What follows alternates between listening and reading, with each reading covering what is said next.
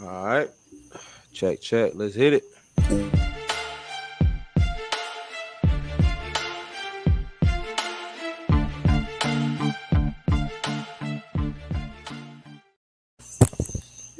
Yo. What up, world? What up, world? Welcome back to Blues House, man. Welcome to the house. I'm your host, Illuminati, and I got the homie with me as always. Homie, what it do, bro?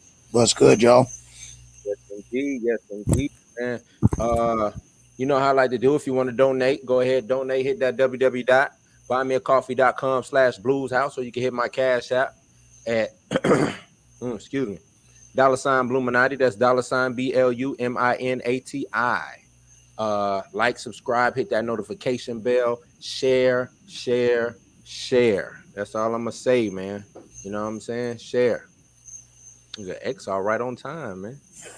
XR, what up, XR? Right What's on good? time. What it do? What it do? Um, we are talking episode 4 of that great Marvel show. That great Marvel show that they call Loki. And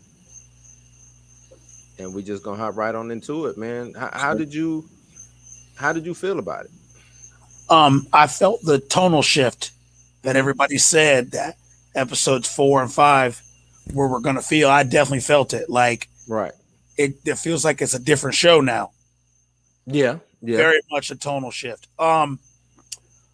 Overall, the episode I thought was probably the most action filled episode. Okay. For sure. I mean, it feels like the whole episode was, you know, an act of a film, an act of a movie. Right. You know what I'm saying? So like I said, I enjoyed it for the action. Mm-hmm. Um I won't get into any more than that. I did enjoy the episode. I'll wait. I'll wait until we hit those points. Okay. Yeah. I'm gonna piggyback off you. You can tell the shift, like you said, it was a tonal shift. It was a deviation. Very much. You know what I'm saying? I enjoyed the episode, but it left me scratching my. The more I'm watching this, it's leaving me scratching my head for the MCU forward, as far as the overarching theme of what me and you have already discussed, as far as time travel, stuff like that. And that post-credit scene messed me up. That's all I'm gonna say. It really messed me up. But overall, man, I really enjoyed it. It's probably one of the better episodes. A lot of people didn't like 3. I enjoyed 3 because 3 was it was the bonding. Mm-hmm. Yep. It set the stage for 4 and 5. I guess for even episode 4 to be, you know what I'm saying, what it was. Mm-hmm. It's one of those, you know what I'm saying, we need exposition in a movie. Right. Yeah. You know what I'm saying? So that's your exposition right there. Yeah. I don't know, man. I don't know. Like I said, I enjoyed 3. I thought 3 was dope. Right. It made me really think. You know what I'm saying? Try to speculate, like, you know how we do. We speculate here. It really made me try to come up with something. Some things I was right, and some things you were way off. Yeah, way off. You know, but it's cool. You know, that's what makes doing this so fun. The speculation and following this week after week. Matter of fact, what the 5th episode, then Black Widow, and then 6th episode. Yep. So yeah, we rolling, man. We're on the roll. XR in the comments. I'm gonna get to your comments, XR. Keep them coming, man. Keep them coming as we go through these topics. Let's talk Sylvie, because it starts off with her backstory, right? Mm-hmm, with Sylvie. Where am I at? That's not the one I'm looking for. Okay, here we go. Starts off with Sylvie. We're getting, I guess you could say, an origin. She's in Asgard, right, as a child. She's playing with some toys. I don't know if it looks like a Valkyrie on a winged Pegasus and stuff like that. What do you make of that? Why did they come and get her? because and because she was a because they said she was a female Loki. She was a variant Loki. She wasn't. That wasn't the way Loki was supposed to be. She wasn't supposed to be a female. And I'm just like, well, because that's when I watched it, I even like stopped it and watched it again, like, yeah, for what? And I right. thought about it, like, yeah, that, and they say it. Well, That's I'm it. I mean, as I'm far still as not sold on that though. yeah, I'm not sold on it either, but I'm I'm not sold on that. yeah, but I, that's what they say. I get it. Yeah, Okay, they made it clear that she is 100% a Loki, right? right. We do not We know know that. that now for sure. And had some of her childhood on Asgard. Yep. We see her go through the whole TVA booking and you know the same thing that our Loki Prime, keep calling him Loki Prime, went through, Right. But through the eyes of a child, so it's, you know, a little bit more intimidating, scary, stuff like that. But she got away, and it kind of seems like Renslayer kind of let her get away. Did you get that? Yeah. You know what I'm saying? Seemed like it was they were up against whoever that judge was. Yep. Right. And Sylvie just got away. Yeah. Stomped on her foot, Right. took the jump pad and went. I mean, if you see her, all of these hunters, they have some fighting skills. She was a child. Mm-hmm. It should have been takedown, and we're good. Can proceed. But yeah, like you said, it looks like she let her go. Right. You know what I'm saying? Like so. I wonder what's this. There's a different connection with Renslayer and Sylvie that we haven't picked up yet. You know what I'm saying? Yep. And that's what I'm looking at. So I still don't like Sylvie. I don't like the way they're handling the character. Yeah, I don't like this amalgamation. Nope. That's what I'm gonna say. I think if this is her backstory, it's kind of a weak backstory. Very much. For me, I think the Enchantress story would have been way more better. Like they could have still gave us is she or is she not a Loki variant? Right. But maybe they should have waited on the origin, maybe episode 5, and did it like I said, actual Enchantress story. Right. Or threw us all off, and this is Hela, right? Hela is Loki's sister. Right. I think it would have been dope if she would have been raised as a Loki. And in the comics, Hela is actually Loki's daughter. So and in the actual mythos, the mythology and everything. So I don't know. I just think it was this is kind of simple, lackluster in imagination to me. As far as her backstory. And let me be clear, it's not that I don't like the Sylvie character. I think the Sylvie character, adds a different element to the overall show, but just her backstory. You know what I'm saying? Yeah. They didn't get really and truly that we really didn't get a whole lot of it. We got maybe 3 minutes. I think less than that, but right. I'm talking about the whole scene, like from her being captured to her escaping, and 3 minutes probably total. Yeah, you know what I'm saying. So, like, I just maybe there's more to the story that we haven't seen. Haven't seen yet. Let's hope so. I'm telling you, I just think the Sylvie, as a human being raised on Asgard and Loki given, I think that would make way more intriguing, way more of a power struggle, stuff like that. And I think they missed out on the opportunity. It seems they keep missing out on opportunities with these, but the show ain't over yet. So let me not rush to judgment. Show is not over yet, but it just seems like it's they leaving some things on the table. That's all I'm gonna say. Sure. Leaving some things on the table. For sure. To get off Sylvie for a second, let's go into. I'm gonna just say Blade. Was Blade mentioned, or was this like a foreshadowing of Blade coming? Because you get vampires, right? You get Morbius talking about They dealt with the Kree, the Titans, and vampires. Vampires, right? We know who the Kree are. Yep. Who are the Titans he's talking about? Titan, any Titans? I mean, that's more like a Thanos reference. I was thinking that too, but so is he talking Eternals? Maybe. Okay. And then he said vampires, and I was like, vampires. Interesting choice of words. Mm-hmm. Kree, Titans, and vampires. Right. We're talking an alien species, 2 alien species, and then something that resides on Earth. That if you know what I'm saying, it's going to exist in this universe. They're from earthly, Earth. right? Earthly bound. Which and this also deviates from the big 3 that was talked about in Falcon and the Winter Soldier. Right. Which was what it was.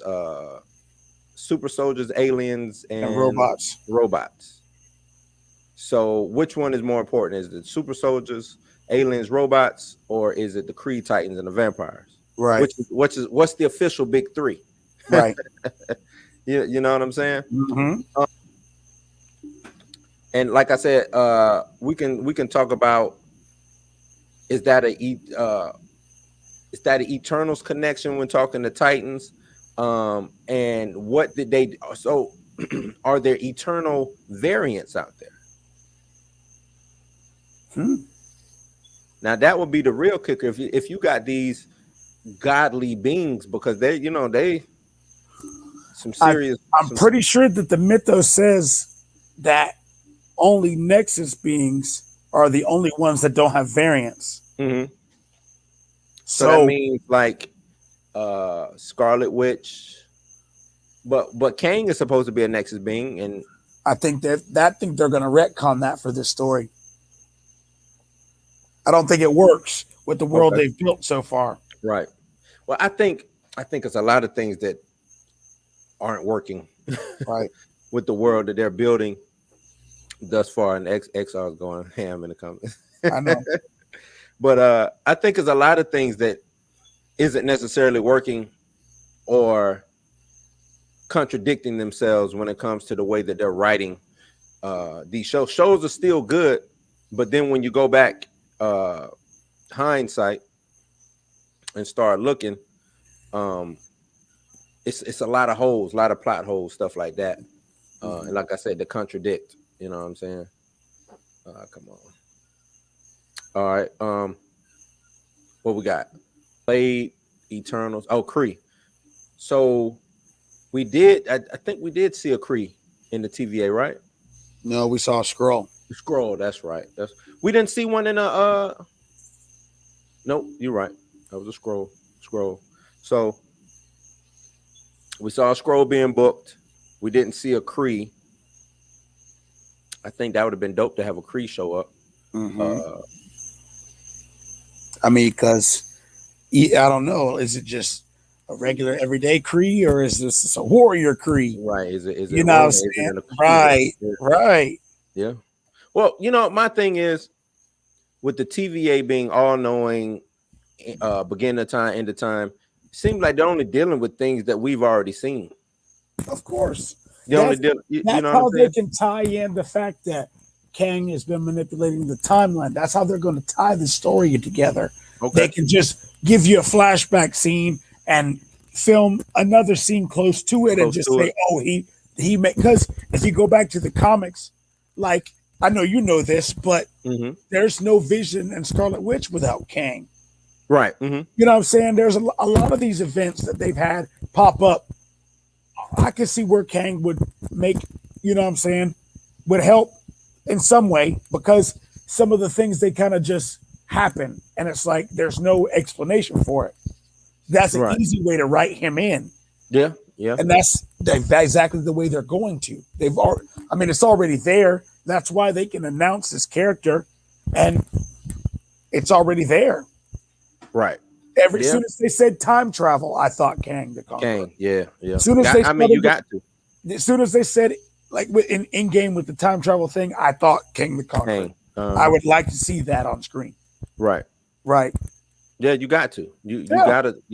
Anytime time travel is involved with Marvel, Kang, automatically think Kang.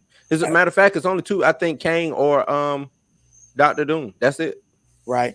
I only think those two when it comes to Time. time travel. Right. Right. Let's talk about they capture Loki and Sylvie. Oh, Yep. before we even go there, let's talk about the spike that they did. Now, I thought it was interesting when they explained it. Well, I thought it was interesting when they explained Loki liking himself because he's such a narcissist.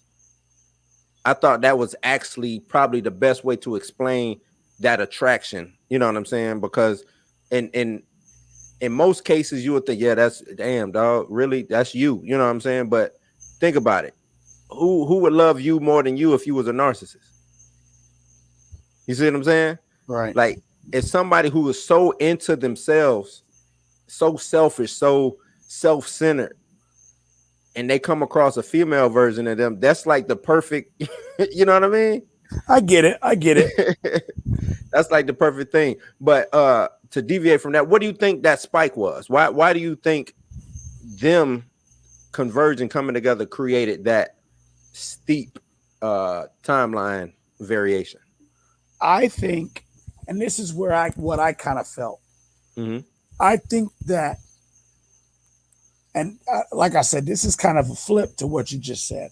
I get the narcissist thing, but we got to understand, break Loki down to like bare bones.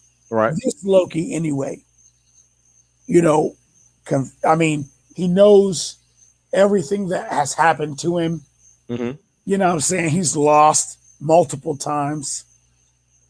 I feel like his motivations aren't even the same over the course of these few episodes. So I agree. I think it was more not necessarily him falling in love with a female version of himself.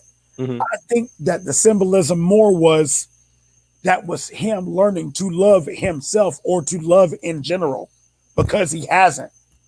Okay. Like, that's why I feel like the punishment from Sif, you know what I'm saying? Yeah, I'm about to get into it. It's some over it's a different, well, it's a theme with that. Right. And I want to get into that after you finish. Mm-hmm. I feel like that, you know what I'm saying? Like, and that changed him. That changed that Loki. I mean, that would make him a variant of that, you know what I'm saying? This variant, that's what I'm saying. Like, he realized that, hey, you know what I'm saying? This is me. This is what I want to be. You know what I'm saying? My motivations are different. I can't even go back to that timeline where I was, because I don't even care about that anymore. Okay. I found a bigger problem now. You know what I'm saying? So, you know, I can't really explain the spike, but that's the symbolism I saw in that scene. You know what I'm saying? Not necessarily him loving a female, like I said, a female version of himself. I think that was more of him realizing, hey, this is somebody who's been through just as much bullshit as I have, and it's you know what I'm saying? Like, right. But when I having not necessarily like I don't think it's more like a romantic love. I think no, me neither. Right, me neither. Right. Yeah. And when I say like not romantic, when I say female version of himself, like, it just makes it more palatable. You know what I'm saying? When dealing with it, because it was still open ended. Even though, like, we both agree, I don't think it was a romantic love. Right. Right. But it can be viewed as such, if you see what I'm saying. Right. Because, I mean, it's a man and a woman, and they're having conversation. I mean, anybody, you know what I'm saying, can interpret that as, you know what I'm saying, they're flirting or anything else. But like I said, I feel like that was him even just expressing love. Right. You know what I'm saying? Like, even being able to, because in the episode before, it was like, love's a dagger, you know what I'm saying? So to him, it's pain. Right. Yeah. You know what I'm saying? So for him, like I said, like when it showed, like before they got picked up, you know what I'm saying, he was getting ready to say, you know, I guess I love you or whatever, you know what I'm saying? That, I guess that was him subliminally telling himself, oh, you know, I love myself. You know what I'm saying? I don't have to be afraid of anything. You know what I'm saying? I'm just, you know, I guess that was more of him, I guess, like I said, finding himself. That's what I feel like this show is. Yeah. Him figuring out who he wants to be going forward. Okay. Right. And like you said, you brought up the scene with Lady Sif, and I thought that Right. was dope to bring Jamie Alexander back Right. for this to play Sif because she disappeared, and Yep. I always thought, she was a good character, good complementary piece to uh Thor. Thor. Yeah, Yeah. you know what I'm saying. But she kept coming in. She would punch him, kick him in the nuts, and say you will always be alone. You know what I'm Right. saying? And over and over again, boom, you're always gonna be alone. You're always gonna be alone. You're always gonna be alone. And I thought that had an overarching theme to an overarching tone because we see that Loki isn't alone because he has uh this female variant with him, right? But then I Right. even started thinking about when you start thinking about Dark World, you start thinking about Ragnarok, you start thinking about even what was that? Endgame, not Endgame, Right. Infinity Infinity War, War. Thor right? is Was still mourning Loki at this point. mm-hmm. He is But still mourning that, and right? and Thor never gave up on Loki. No. Never gave up on Throughout him. all of those movies, no matter how many times he tried Mm-hmm. to stab him in the back, he still came back for him. Still his He brother. never gave up on Loki, Right. and I think that was kind of remind Loki, like, yeah, she's saying that, but you know what? You're not alone in this world. It's somebody out here who you just met that's just like you, Right. and you know what I'm saying. You got your brother out there. You know what I'm Right. saying? Who has had your back from the beginning, from the top. And would if you just appeared Right. somewhere. Mm-hmm. Always. Now he might go and lock you up after you go and do the shit that you do, Right. but he got your back. You know what I'm saying? He Right. gonna fight for you. At the end Right. of the day, he always gonna fight for you. So I thought that was actually a dope piece, and XR is in the comments going crazy about that. But I thought it was actually a dope piece, real dope symbolism. Right. You know what I'm saying? It's Sif. Who would he play? I mean, and this is a callback to the comics. Remember, he He did became cut her. Lady Right. Loki or Right. female Loki because that body was meant for Sif. Right. So I thought that's like why wouldn't you know what I'm saying, bring Lady Sif in Right. when we're dealing with the female Loki? Right. So it that made sense to me. Mm-hmm. I thought, well, as an Easter egg, just as an Of Easter course. egg Of for course. people to speculate and talk. You know Right. what I'm saying? It makes all the sense of the world to me. Right. Let's talk about these timekeepers, man. Oh yeah. And that's the thing, man. Like when we come into this, I didn't expect him to get I for one didn't expect to see him. Actually, you know what? I'm sorry. Let me back up. Yeah. Let me back up. Okay. I went a little too far. Let's talk about Hunter C20. Okay.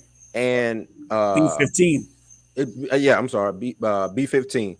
Let's talk about B-15 and Mobius. Okay. Mobius is, they're selling after they've captured Sylvie and Loki. Yep. He's in there with Renslayer, Judge Renslayer. He's they're celebrating their arrest and everything like that. He's asking about C20, right? Right. Hey, what happened to C20? How is she doing? And she's like, C20. You know what I'm saying? That once she tells that story about C20, I think that's when it clicked for him. It did. That this is all bullshit. Right. Mm-hmm.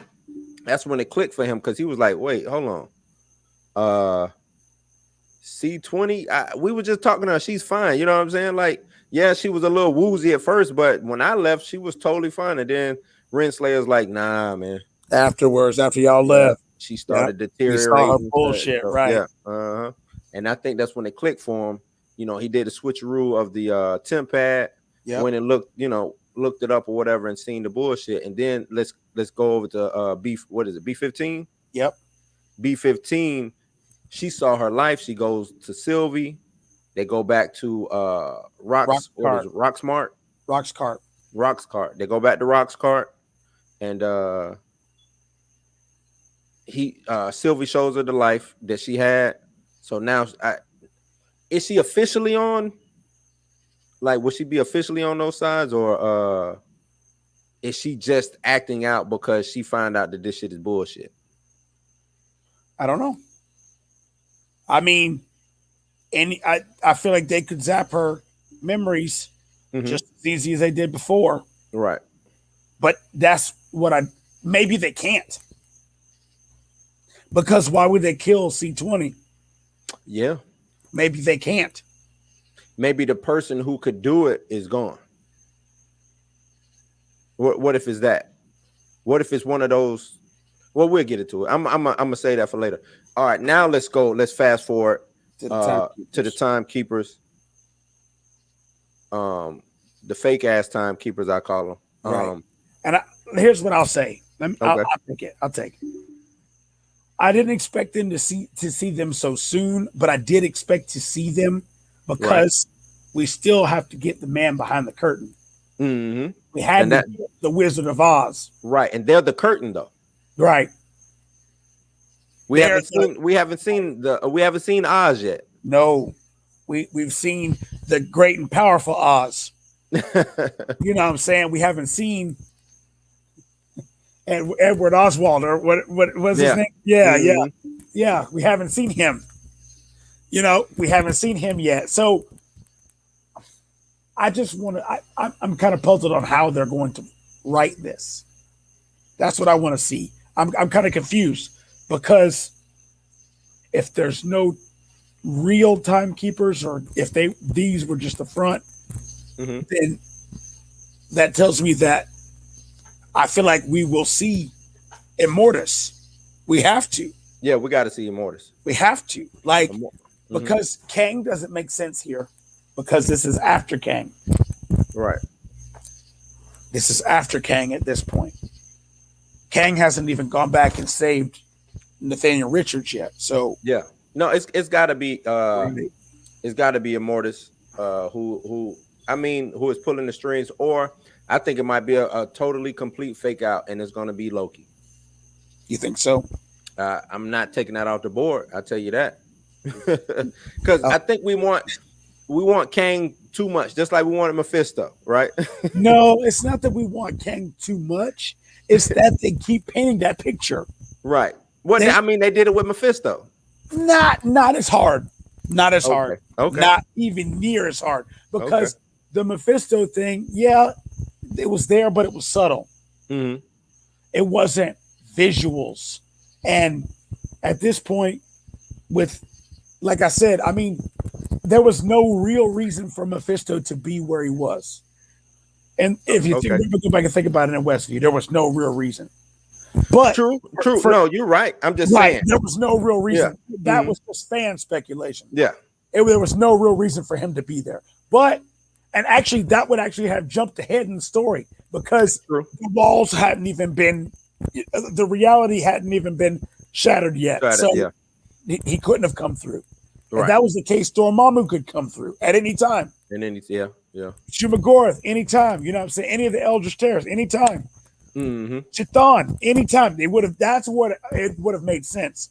So with something like Kang and this, we have the TVA, the timekeepers, we have all of the aspects of time. Right. It all points to that. They already casted Jonathan Majors in the role. Right, we already know that. Yeah, I feel like that was a misfire to tell. I don't think that was supposed to come out. Nope. No, that was a misfire, and it came out, and then it was like, well, we might as well own it now. And then Kevin Feige got on and said it. Yeah, because we heard about it before he announced it. Yep, they had to. They had to try to get in front of shit. The cat's out the bag now. Damn, you know what I'm saying? Right. All right, let's hop on this wagon and let's try to control the narrative going forward. But exactly, we wasn't supposed to know the Jonathan Majors, and I think he's gonna kill it this game. I think he's gonna be dope. I think he's gonna be real dope. Man, I think he's good. He's got a lot of talent, and I feel like he's got a long career. Mm-hmm. Now let me ask you this: did the Timekeeper, did they kind of remind you of Bill and Ted's Excellent Adventure? They seem okay when you look at their personalities, because listen to what they said and how they said it. They kind of just seem like a regular person. Hey, let's cut a deal. You know what I'm saying? Let's do right. No, not an all powerful whatever. Mm-hmm. You know what I'm saying? So for them to be androids, they weren't very well programmed androids. No, they was trash. It wasn't even, but it's crazy. You know, we kept seeing Renslayer going there and I guess talk to him, so to speak. It's crazy. She didn't see, or maybe she knew that they were, you know what I'm saying, fake or whatever. But she's a zealot to the core, I tell you that. You know what I'm saying? Yeah, a But fanatic for sure, yeah, straight up with fanatic, whatever man. her cause is. Straight up. You know what I'm saying? It's crazy. It's crazy. You go in, you look at that, like you said, they seemed like they were kind of scared of what was going on. Also, when the fighting started, when I saw that they didn't do anything, I said, oh yeah, they fake. Fake.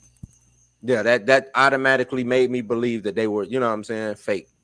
It was a puppet masters going on. You know what I'm saying? Like you Right. said, man behind the curtain. What a wizard at? Right. What a wizard at? What a real wizard at? Because And that's the thing. They weren't controlled by magic or none of that. They were robots. robots. And that's the thing.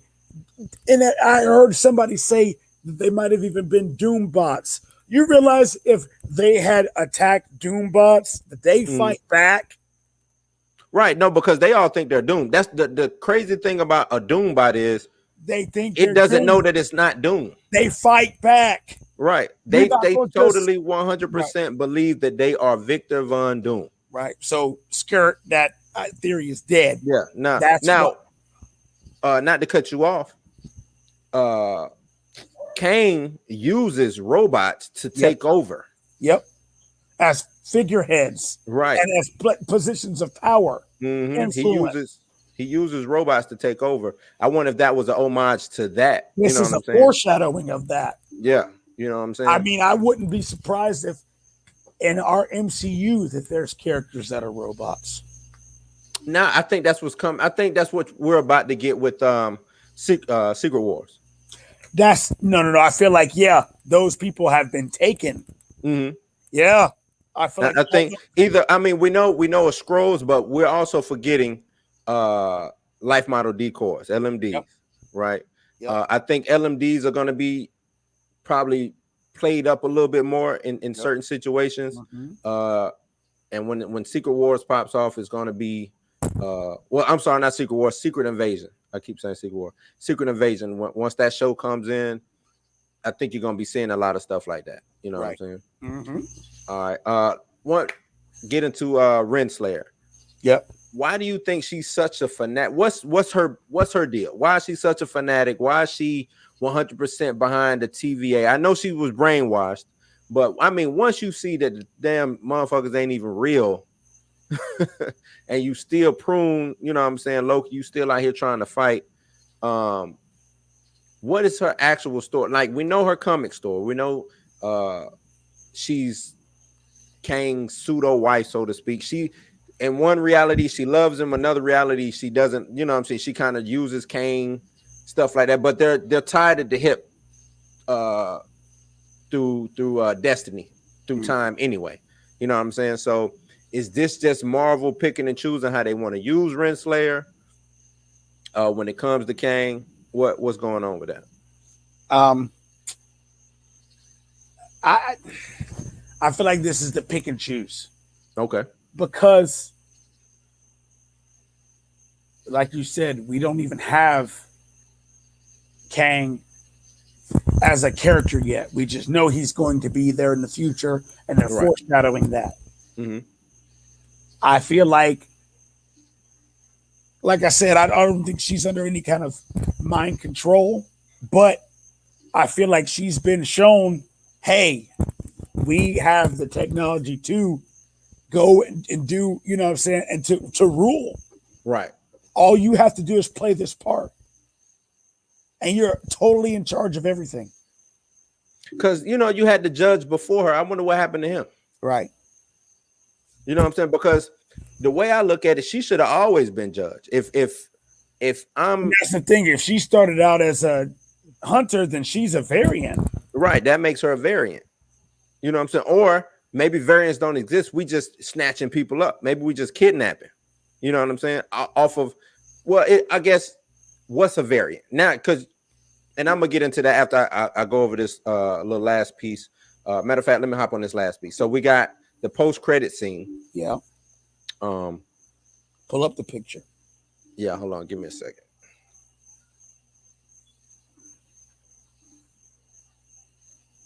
One second, let me find it.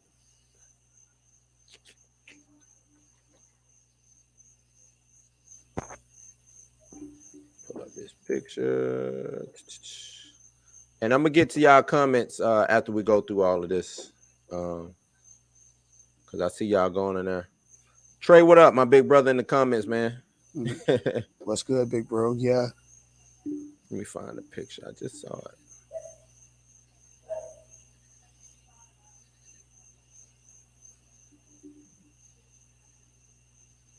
I guess that one have to work.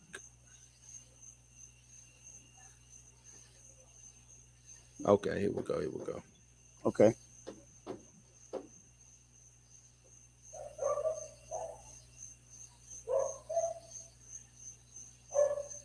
All right, so this is the post-credit scene. Loki's just been pruned from the timeline. Now, I guess now we figure out that being pruned is not a certain death, right? And I kind of expected that. Yeah, you know what I'm saying? I kind of figured that was the case because nothing, you know what I'm saying? If we're talking energy, which is, you know what I'm saying, because now you're outside of reality, you're inside of wherever we're at, quantum realm, TVA world, wherever. So to me, they're just misplacing them. You know what I'm saying? Or and hear me out. Maybe the person who was in charge isn't in charge no more. So now when they prune somebody, they go to this, what it looks like, dilapidated New York or something like that. To the future. You know what I'm saying? Some type of future. Yeah. You know what I'm saying? So we got these 4 Lokis right here, 5 including Prime on top. But we got these 4 Lokis down here. We got old man Loki, kid Loki. They call him boastful Loki, which is the black Loki, and alligator Loki or crocodile Loki, whatever you want to call him, which is who kid Loki is holding. Okay. What does all that mean? What did the post credits mean to you? I'm gonna go back to the pruning thing. Mm-hmm. So with the grenades, they reverse time, right? You know, I don't know if it reverses time, but the more I think about it, every time they set off one of those recharge grenades or whatever, it just got rid of the things that was misplaced that shouldn't have been there, like the toys. Now I don't know why the toys wasn't, you know what I'm saying, disappeared, but nothing else. If we're going by this episode, when they did that with Sylvie and they did the reset charge, her toys disappeared, but Asgard stayed, all of that. So it didn't get rid of that timeline. It just got rid of the people who was in that timeline. Okay. And if going by the logic that you said, that she's a variant only because she was born female, then that whole timeline should be screwed up. Right. Not just her. You see what I'm saying? Because and this gets back into what I mean by, is this is it universes, dimensions, or timelines? Timelines, or a variant is a variation of a prime, right? That's what it should be. That means that, just like Miss Minutes explained it, if you step off the timeline, you create a new timeline. I get that. Right. But you had to step off the timeline, which means in some point in time, you being who you are, so let's case in point Loki, to create this female would have had to step off the timeline as a female. You see what I'm saying? I feel you. So I'm like, what the hell is going on? Are we talking, is this just one of those timelines that was either entangled, detangled, whatever, you know what I'm saying, that Miss Minutes was talking about, how the timekeepers came in, there was all these timelines going on, and now we just made the sacred timeline. Okay. So, okay, now let's stop right there. We keep calling it timelines. It's not a timeline. It's a universe. Right. Or a dimension. It's a different world. Right. So what he did was, I want this world, this dimension, to be the ultimate dimension. This is dimension prime, so to speak, the sacred timeline. You see what I'm saying? But that still throws it off, because we are talking about time. So, you know what I'm saying? I don't even think Marvel knows what they're talking about when it comes to this shit, because is it time or is it a universe? And I don't know how they, you know what I'm saying, how you keep that together. Time and is it time and space, space and time and space together? What are we talking about here? Right. Where's the common denominator? Right. They need to do a little bit more explanation when it comes to that, because you grab Loki Prime for what he did, right? But then you grabbed Sylvie for she didn't do shit, but just was born. You know what I'm saying? What that makes no sense. Right. Where's the continuity in it? You know? Mm-hmm. But let's talk about these Lokis. Like I said, you got Kid Loki. I think Kid Loki came out a couple years ago. I want to say around 2009 or 10 or something like that. That's the first time we saw Kid Loki. I think it was during Siege, the event of Siege. Okay. And he's got a pretty dope backstory, but that's when Asgard was destroyed and they had to move. Everybody died. All the Asgardians died. Asgard was destroyed. Thor, I think Thor was one of the first ones that came back. And he took all the souls, Asgardian souls, and he also moved Asgard over Oklahoma? Mm-hmm. And that's where Sylvie comes from. You know what I'm saying? So a lot of this is playing into Siege. Okay, right. I feel you on that. Yeah, a lot of this is playing into that the event of Siege. Then you got Alligator Loki. I don't know where Alligator Loki comes from. It could be a play on when Loki turned Thor into a frog. This could be him accidentally turning himself into an alligator. I don't know. You know what I'm saying? This is something I haven't seen Alligator Loki in the comics, so I have nothing for that. You know what I'm saying? Then we get the old man Loki, played by Richard E. Grant. Mm-hmm. Comic accurate right. Costume. Actually looks more like a cosplayer than it sure does. You know what I'm saying? Than the actual Loki, yeah. Loki or whatever. But I want to see what he does, because I think he is the ultimate embodiment of evil Loki. Mm-hmm. Right? That's what I think. This old man, classic Loki, evil Loki. I want to hear what his machinations is in his brain, how they're going to get out of wherever they are, right? And then you get Black Loki or boastful Loki is what they're calling him. And he has a hammer. I wonder if he's playing the opposite of what a Loki is in his world. Maybe he's the Thor. You know what I'm saying? He was granted Mjolnir. You know what I'm saying? Right. He was worthy enough to hold the hammer. I don't know. I'm just saying. Or maybe because it's another Thor has another brother out there. What is his name? Not Bor. Bor would be his granddaddy. I can't think of Thor's. Let me look it up right quick. But he has another brother. Balder. It kind of reminds me of Balder. His look kind of reminds me a little bit of Balder, with the pelt around the shoulders and stuff like that, the fur and all that. So it could be a play on Balder. I don't know. Okay.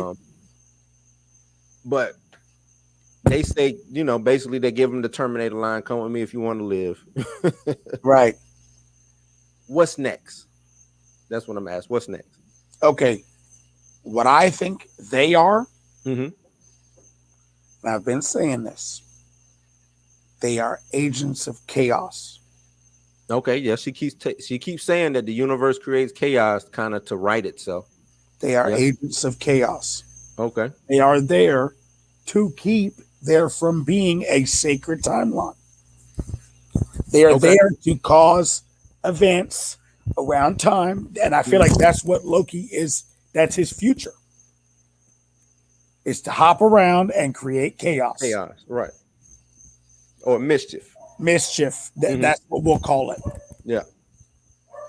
Wherever he so pleases. And that's the thing. That's what I feel like these guys are. Agents of chaos, just there to stop any kind of order. Okay.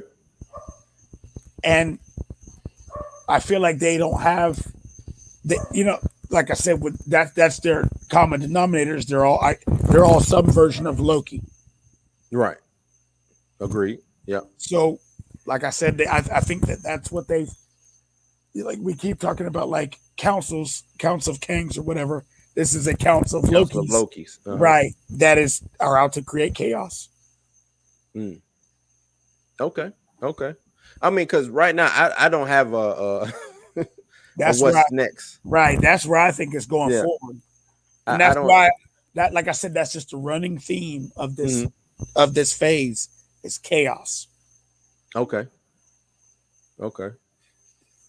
We just Yeah. put everything back in order. Now let's blow it up again. Blow it up again. Okay. Well. Okay. Let me try this.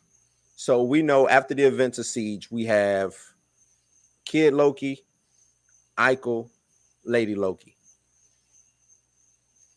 Uh, do we have an older Loki? I think an older Loki does show up. So that's 4 Lokis. Okay. Minus the black Loki and the alligator Loki. I think you got those are the 2 Lokis. Then we got the Loki on top, our prime Loki. I think he's Eichel. I think he's playing the position of Eichel because Eichel kind of doesn't know which, he's bad, but he's good. He's good, but he's bad. He doesn't want to be anything in particular. Right. And then we have Sylvie, who is playing the role of Lady Loki, or you know what I'm saying. But I really don't know which way this one stumped me. I don't know which way we're going. I really don't know, and it could be the alligator throwing me off. Right. But I just really don't know which way we're going, man. Hell of a episode though. Right. Really, really hell of an episode. The timeline thing is really is it's bugging me. It's messing with me. Yeah, bugging me. How I don't know if blotchy it is. I don't know if it's done on purpose. I don't know if they just freestyling with it. I don't know, man. I really don't know. Bugging the shit out of me for real. Yeah. Let's get into these comments, man. Cool. Get into these comments. And let me see. First comment we got is XR. We're gonna have a lot of XR. XR says, "Don't deny it now that Loki is treated like a cuck, a beta, a simp, and he's been getting his ass kicked for 4 episodes. This is just woke social justice, NPC feminist agenda propaganda." And I'm gonna tell you this right now, Kobe. We're gonna get a lot of this from XR, but I do think he has some points in this. XR, on your next comment, just give me a good evaluation of the episode. Did you like it or did you not like it? Try to, and I ain't trying to tell you how to comment, but take your glasses off. Take your glasses off. We know you for what it is. We know how you feel about the social justice beta soy boy joint. We know your stance on that. Right. We already know. So you don't have to beat that dead horse. I guess going forward, you don't have to beat that dead horse. We know what you stand for. You're right. We know that for sure. Yep. And always stand behind it. Always stand behind it. But no need to beat that dead horse. Next one he says, and I'm gonna read him anyway. But like we know his stance. He says, "Only the blind don't want to see the wokeness in this show. The feminists saying men are trash and women are stronger and brave or whatever. Loki getting kicked 15 times in the nuts ruined the episode for me. Mobius got killed for being a simp." Who did he simp to? But okay. The timekeepers were a big letdown, like majority of MCU villains. See, now there we go. That's a good comment. Timekeepers trending to the story. Yeah, big letdown, like majority of MCU villains. Yeah, a lot of the MCU villains real hollow. Letdowns. You hit it right on the nail, man. Ultron was dope throughout the movie, but he didn't get enough time to really flesh out. We know Thanos was everything they did with Thanos to me was dope. They didn't take him all the way as hardcore. And XR, I know you loved, what I'm saying, the gritty blood, what I'm saying, slash somebody in the neck and watch the carotid just spray blood everywhere. But what I'm saying, we didn't get that Thanos, what I'm saying, and I'm cool with that because I think they gave us enough of his motive. We got to see his motivation. Right. Who was another bad? Killmonger was a good bad, I think. that I don't think should have been, that should have died or whatever. I, Claw, to me, Claw should have stayed also. Crossbone. Claws, Crossbones could have stayed, but I think that was more so uh, uh pay thing. Because what's his name? Grillo, Frank Grillo. Yeah. Frank Grillo, I think, started smelling himself a little bit. You know, he had this show on Netflix. What was the show where he played the MMA fighter? He had that show out. He was doing the what are they called? What where the government says all murder is legal. What's that? Purge. Purge. He was doing the purge. You know, he was out here having fun, and he probably looked them off like, "Hey man, y'all gotta pay me a little bit more." And they was like, "Ha ha, nah, we just gonna kill you off." You know what I'm saying? Exactly. So, but yeah, I agree with you, XR. He says right now Loki doesn't have superhuman strength. He doesn't have any magic anymore. This show is overrated. Well, I mean, that's another good take, XR. And I don't have an issue with you saying that. Loki has been demonstrated or haven't been demonstrating any godlike powers other than what we saw in the last episode, him using his telekinesis and, you know what I'm saying, them doing a couple of the fight scenes and stuff like that. But remember, in the TVA, he is just regular. And that's the thing. You also got to think small G as well. He still is a product of wherever he is, the time and space he inhabits. Right. So if the time and space he inhabits, there is no magic, boom, Loki has no powers. Right. And remember, I know he calls himself the god of mischief because or whatever, but he's not really a god if you think about it. Right. He's just born a magic user. He's born a frost giant. Frost giant. That's really what he is. Use magic. Yeah. And it's cunning. Remember, he has no blood. He doesn't have any Odin's blood in him. So he's not like Hela. He's not like Thor. He's not like Odin. You know what I'm saying? He was just a baby that Odin found and kept. Right. That's basically it. You know what I'm saying? An overrated pet. Yeah. He says MCU cucks and fake Marvel fan bandwagons will defend this trend. Yeah, I mean, but XR, we said if you don't like it, turn it off. Right. That's what I'm saying. Like, you watch it every week, though. Yeah. So I don't mean to be rude, but I mean, you just said that they'll defend it. I mean, if you're watching it, that's a defense. Yeah. You know what I'm saying? If you pick it up every week and watch it religiously, right, enough to be a cynic about it. Yep. He says, we already know what those woke SJPC feminist writers are going to do with Blade. We're getting the elderly Sorboy Beta Wimp Blade being a sent for a stronger, more badass female. Where are you getting this story from? Because this is the second time you said that. An older Blade. Where are you getting the older Blade from? Wesley Snipes was 100 years old when he played Blade. You didn't have a complaint about that? Matter of fact, I think Wesley and Mahershala Ali are around the same age. Hell, Ali might be a little bit younger. Let me see.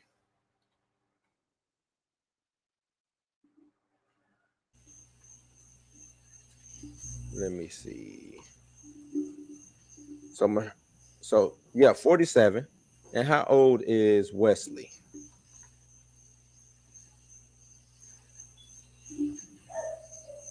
Probably late 50s. Yeah, 58. Yeah. When did he do Blade? 96. So was it 96 years ago? Yeah, almost 26 years ago. Yeah. Okay. Well, okay. He was a little bit younger. That would have made him 32. So okay, Mahershala, I think that's how you pronounce his name. Mahershala Ali has 10 years. Oh, whoop-de-doo. Still looks good. Still in great shape. I do not know where you're getting this story about stronger, more badass female vampire. No, I think that's his speculation.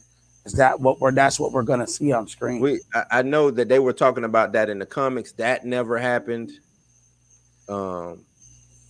Why even introduce Blade just to give us a female? You know, that makes no sense.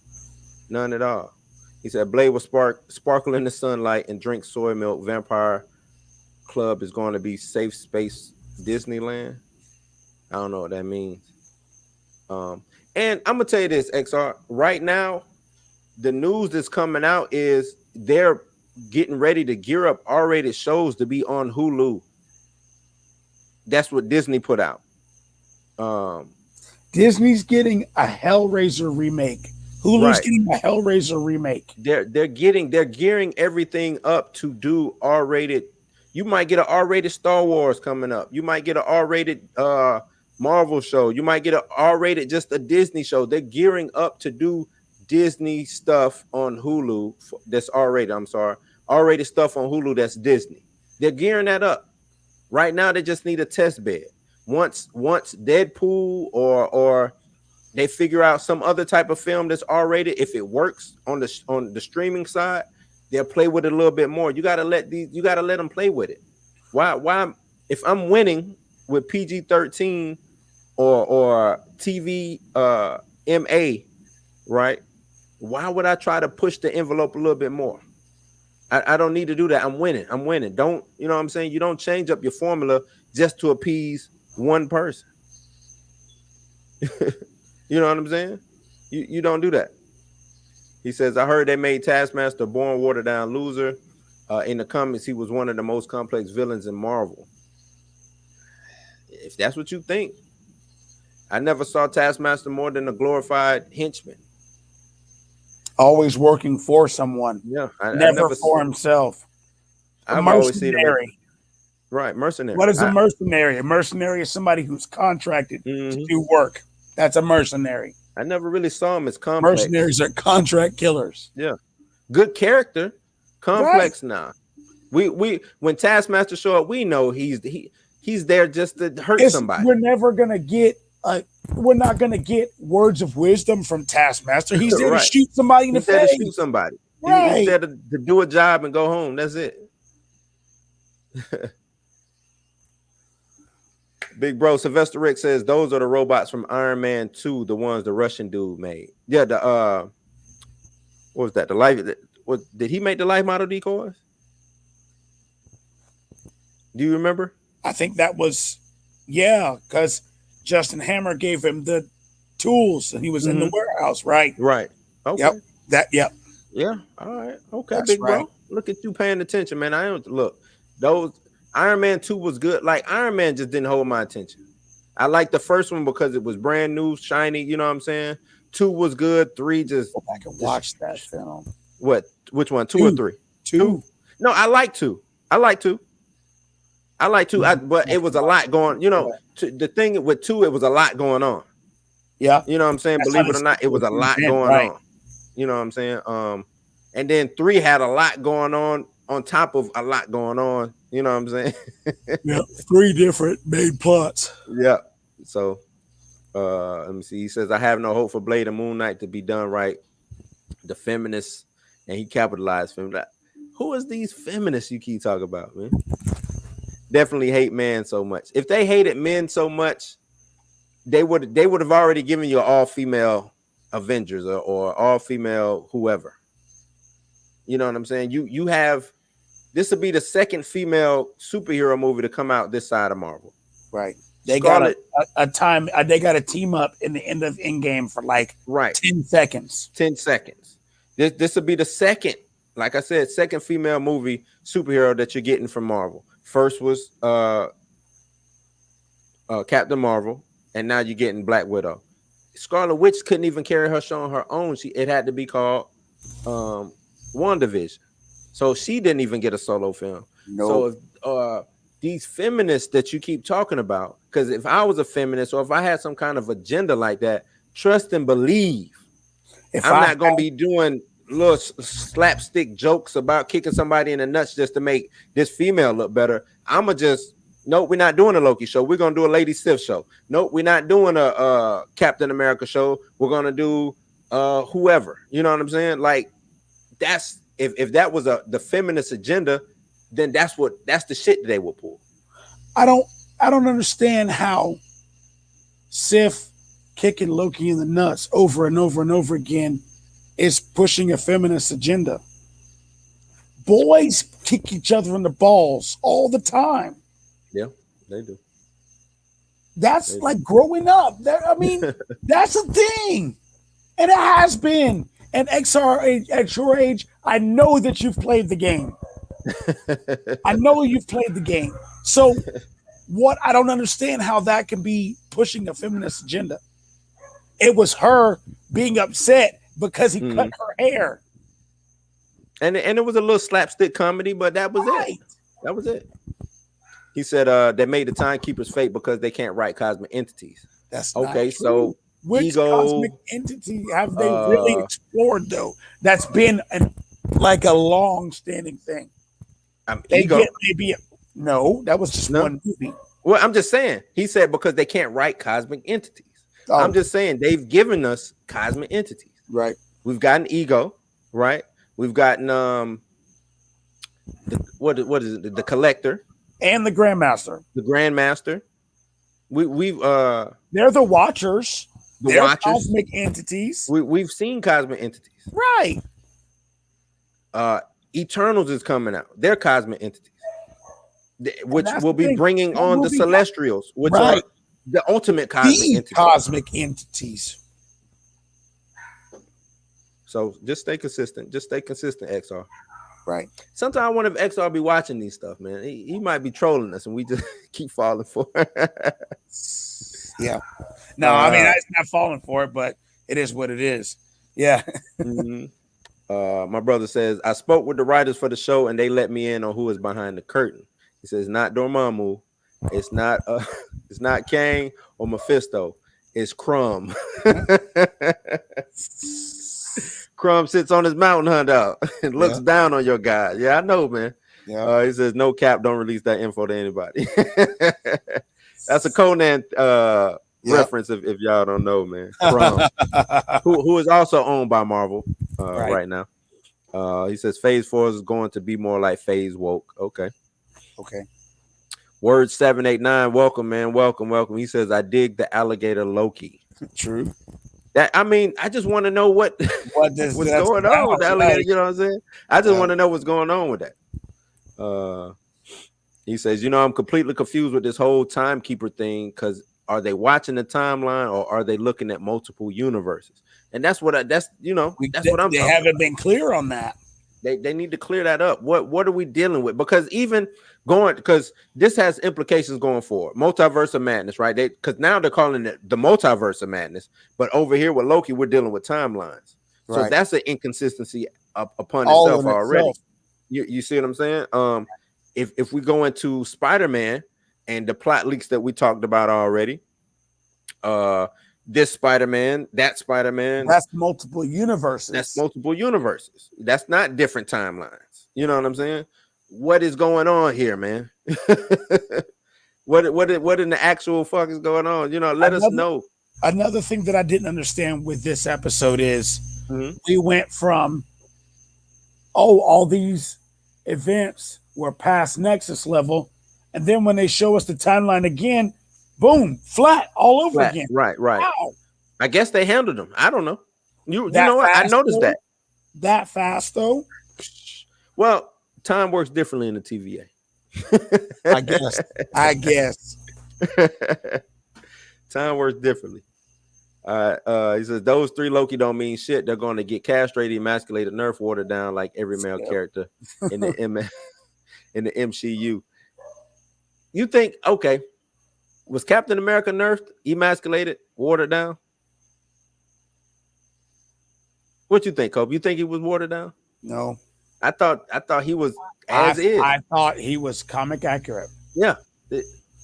Iron Man. Matter of fact, they made Iron Man an asshole. Yep. On purpose. Because he wasn't in the comics. Well, he was a little bit, but no, not like this. Right. You know what I'm saying? They gave him a whole new personality. Right. For the MCU. That was not emasculated, nerfed, or watered down. T'Challa, was he emasculated, watered down? Thor. Nope. They changed his whole dynamic as a character 3 times Mhm. on screen. 3 Well, times. well, I'm pretty sure XR say that they nerfed him and watered him down because now he's funny. How? Because he's funny. No? Because he's funny. Even though he kick ass and you know what I'm saying, do Thor godly things. He's Thor. Mhm. Yeah, man. Sylvester Ray says they wrote the episode beautifully to confuse some of the people who are avid comic readers from anticipating the outcome. That's very true. Very true. That is a very true statement. Yeah, they did that, man, and that sucks. Mm-hmm. They trashed for that. It's messing me all up. It's messing me all up. I thought there was a reason why they only let people see the first 2 episodes. Yeah. Mm-hmm. Yeah. Agreed. He said it was, where am I? Oh, my bad. He said I was liking the episode before Loki got kicked in the nuts. Yep. So what's up with them getting kicked in the balls? What does that have to do with anything? Because it made Loki look unmanly. He got kicked in the nuts by a woman. He said Ultron made too many jokes. He didn't feel like a real threat to Thor himself could have taken him down. Not true. If that was the case, Thor would have taken him down. Thor would have taken him down. Yeah, Frank Grillo was in The Purge, other movies like The Fighter and a few Netflix. Yeah, Grillo was out here getting it, and he's still out here getting to it. Right. He's still out here getting to it. And I just don't think Marvel wanted to pay him for what he wanted. Yeah, what he wanted. So, and he even said he does. If they reached out to him right now, he wouldn't even come back. Even though he died or whatever. But if there was a way for them to bring him back, he said he wouldn't come back. Which is it. When he said that was weird to me. That kind of let me know, okay, y'all relationship's sour. You know what I'm saying? Right. He said, someone help me understand how in the first episode, the TVA leader B-15, I think, was able to slow Loki down to 1/16 speed, but later easily defeated by Sylvie. I never think about that.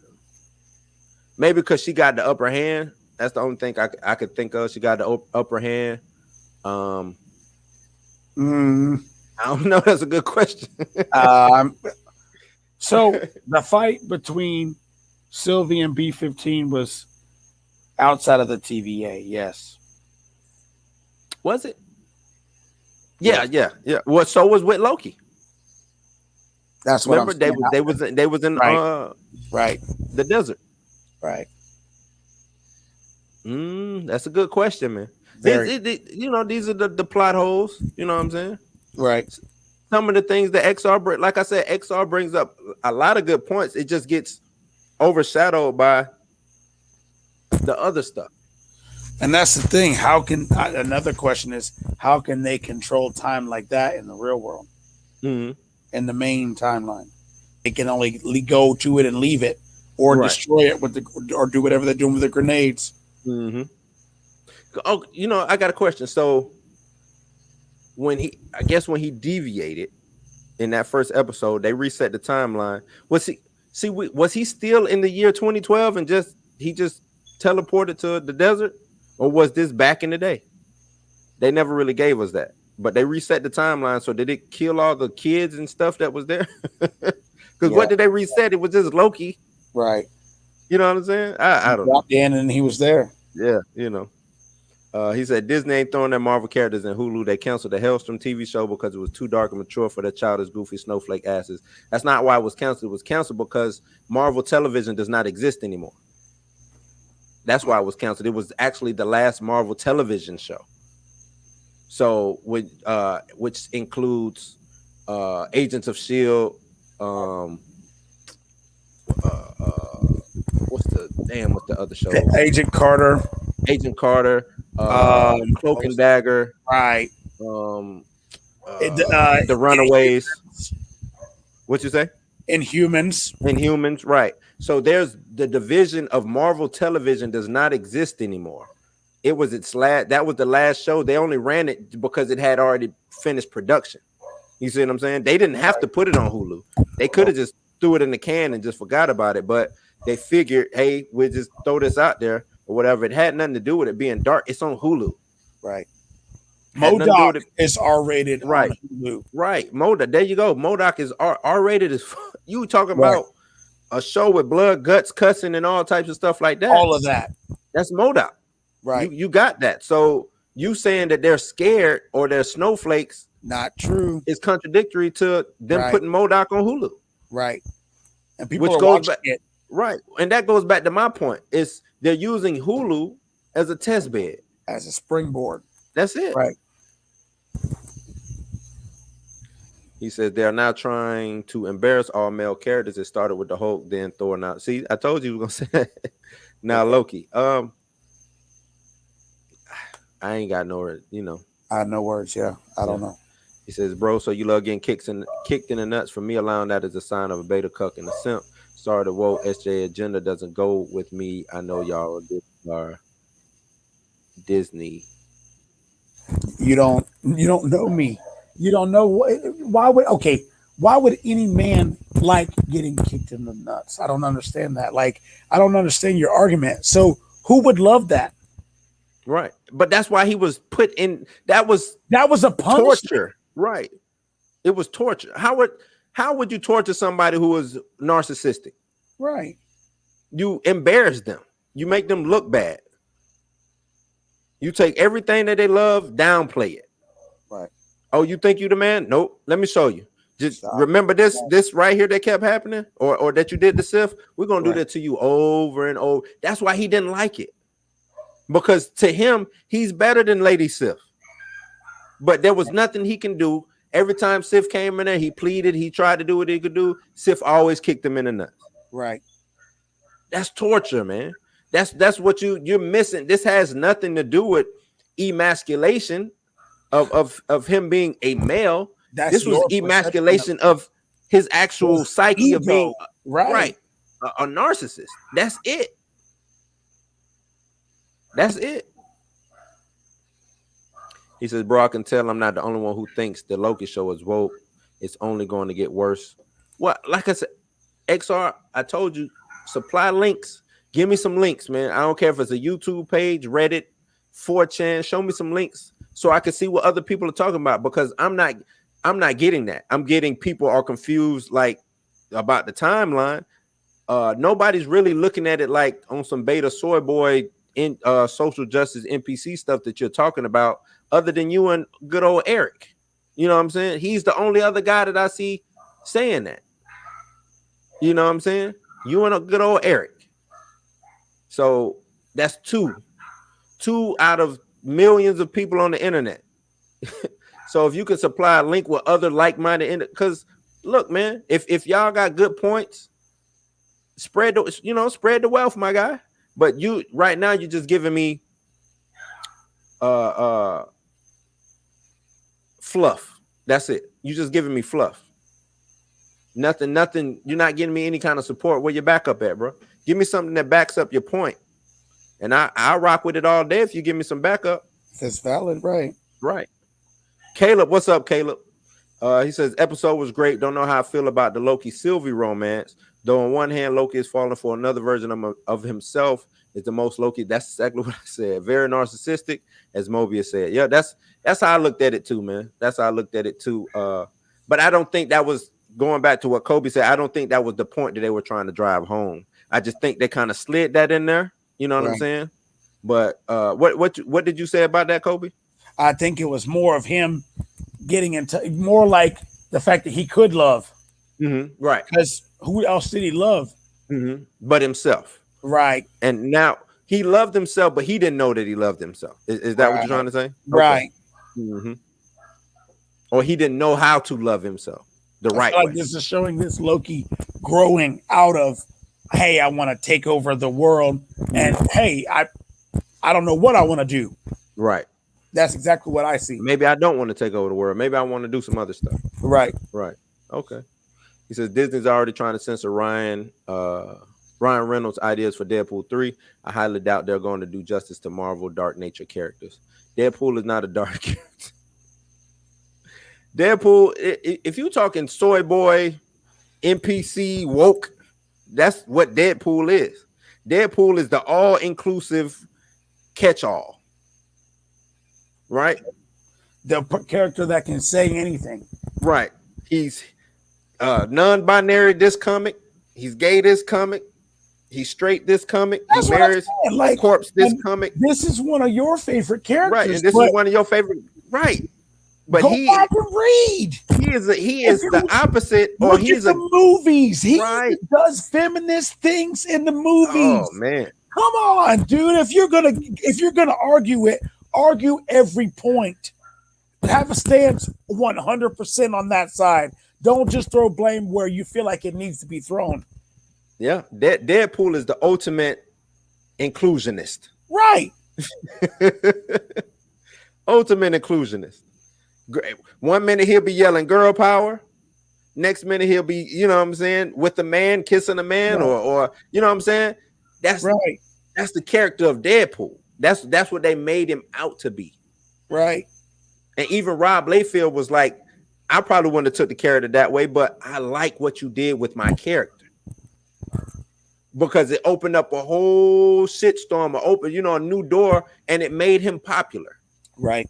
Way more popular than when they made him start talking to himself. Right. That's when he gained popularity. Mm-hmm. When breaking it was the that second wall. voice and breaking the fourth. Right. When they evolved him into more than just a mercenary. Right. Because he was a boring character when he first showed up in the second to last issue of X-Force. No, of New Mutants, right before it turned into X-Force. He was boring. He came in, was after Cable, you know what I'm saying? Who cares? You know what made it dope? It was because it was the 90s. It was a guy, dope ass suit, and a whole bunch of pouches, and he carried a sword and a gun. That's what made Deadpool cool in the 90s. Yep. As his character evolved, he started breaking the fourth wall, became crazy, all types of stuff like that. And they just started. This was a character that, for the most part, nobody really cared about. So we just gonna play with him because he still is cool looking, and you know what I'm saying? But let's make him be able to do whatever he wants. There you go. Hell, he just showed up in the latest X-Force comic across he swam across the ocean in a duck, the rubber ducky joint. Like he's a caricature. That's exactly what he is. Deadpool is a caricature, man. Right. It's everything anybody wants to do. And they can't think about his power set. Right. He can't die. Come on, man. He can go anywhere he wants to go. Backwards, forwards in time. Anywhere he wants to go on the planet. Anywhere in any other planet, and he can't die. You cut his head off and he'll grow another body. He can't die, man. What was the X-Force comic? They went into the future to try to stop Apocalypse, and they found, guess who was still alive? Like a cockroach. Who was right? Talking to himself, got all the company in the world. Right? Come on, man. You over here standing for Deadpool, and Deadpool goes against your very nature. Everything that you stand for. Deadpool, especially Ryan Reynolds is Deadpool. He's the ultimate LGBT. He's the 100%. I don't know if you actually watched those movies or not. I think you just watched Deadpool in the action scenes and skipped over all the dialogue. Hey, Deadpool is the poster boy for the LGBT community. 100%. Oh, that's funny. That's funny, man. That's funny. Caleb says Kevin Feige already said Deadpool 3 is still going to be R-rated. Right. Exile says the writer of Loki says her goal was to make Loki an LGBT character and that she's proud of it rather than trying to create a good story. She's created a good story. But that's the thing, though, is there. And Loki is an LGBT character. What? I'm gonna put it to you like this. Hercules, gay. Loki, gay. And want to know why? Because they come from cultures that exhibit or that practice homosexuality. Right. Greeks, they practiced and when I say practice, it was part of the culture. Right. Know your history. You know what I'm saying? Know the history. And even like Japanese culture, people don't want to talk about it, but it's a book about how the samurais bathhouses, right, would have You know what I'm saying? The boys, little boys too. You know what I'm saying? Even the squires, if you want to talk about Europeans, you know what I'm saying? Squires, gay. You know what I'm saying? Or they didn't look at it as gay. It was more like what can I say? You know what I'm saying? Since we pleasure, you know what I'm saying? It was about pleasure. Not necessarily I'm gay, because I you know what I'm saying, they kind of viewed it like I'm still gonna have a wife, I still want to sire children and be a father and stuff like that, and raise a son, but since we out here fighting, you know what I'm saying, I need some pleasure, we can pleasure each other, you know what I'm saying.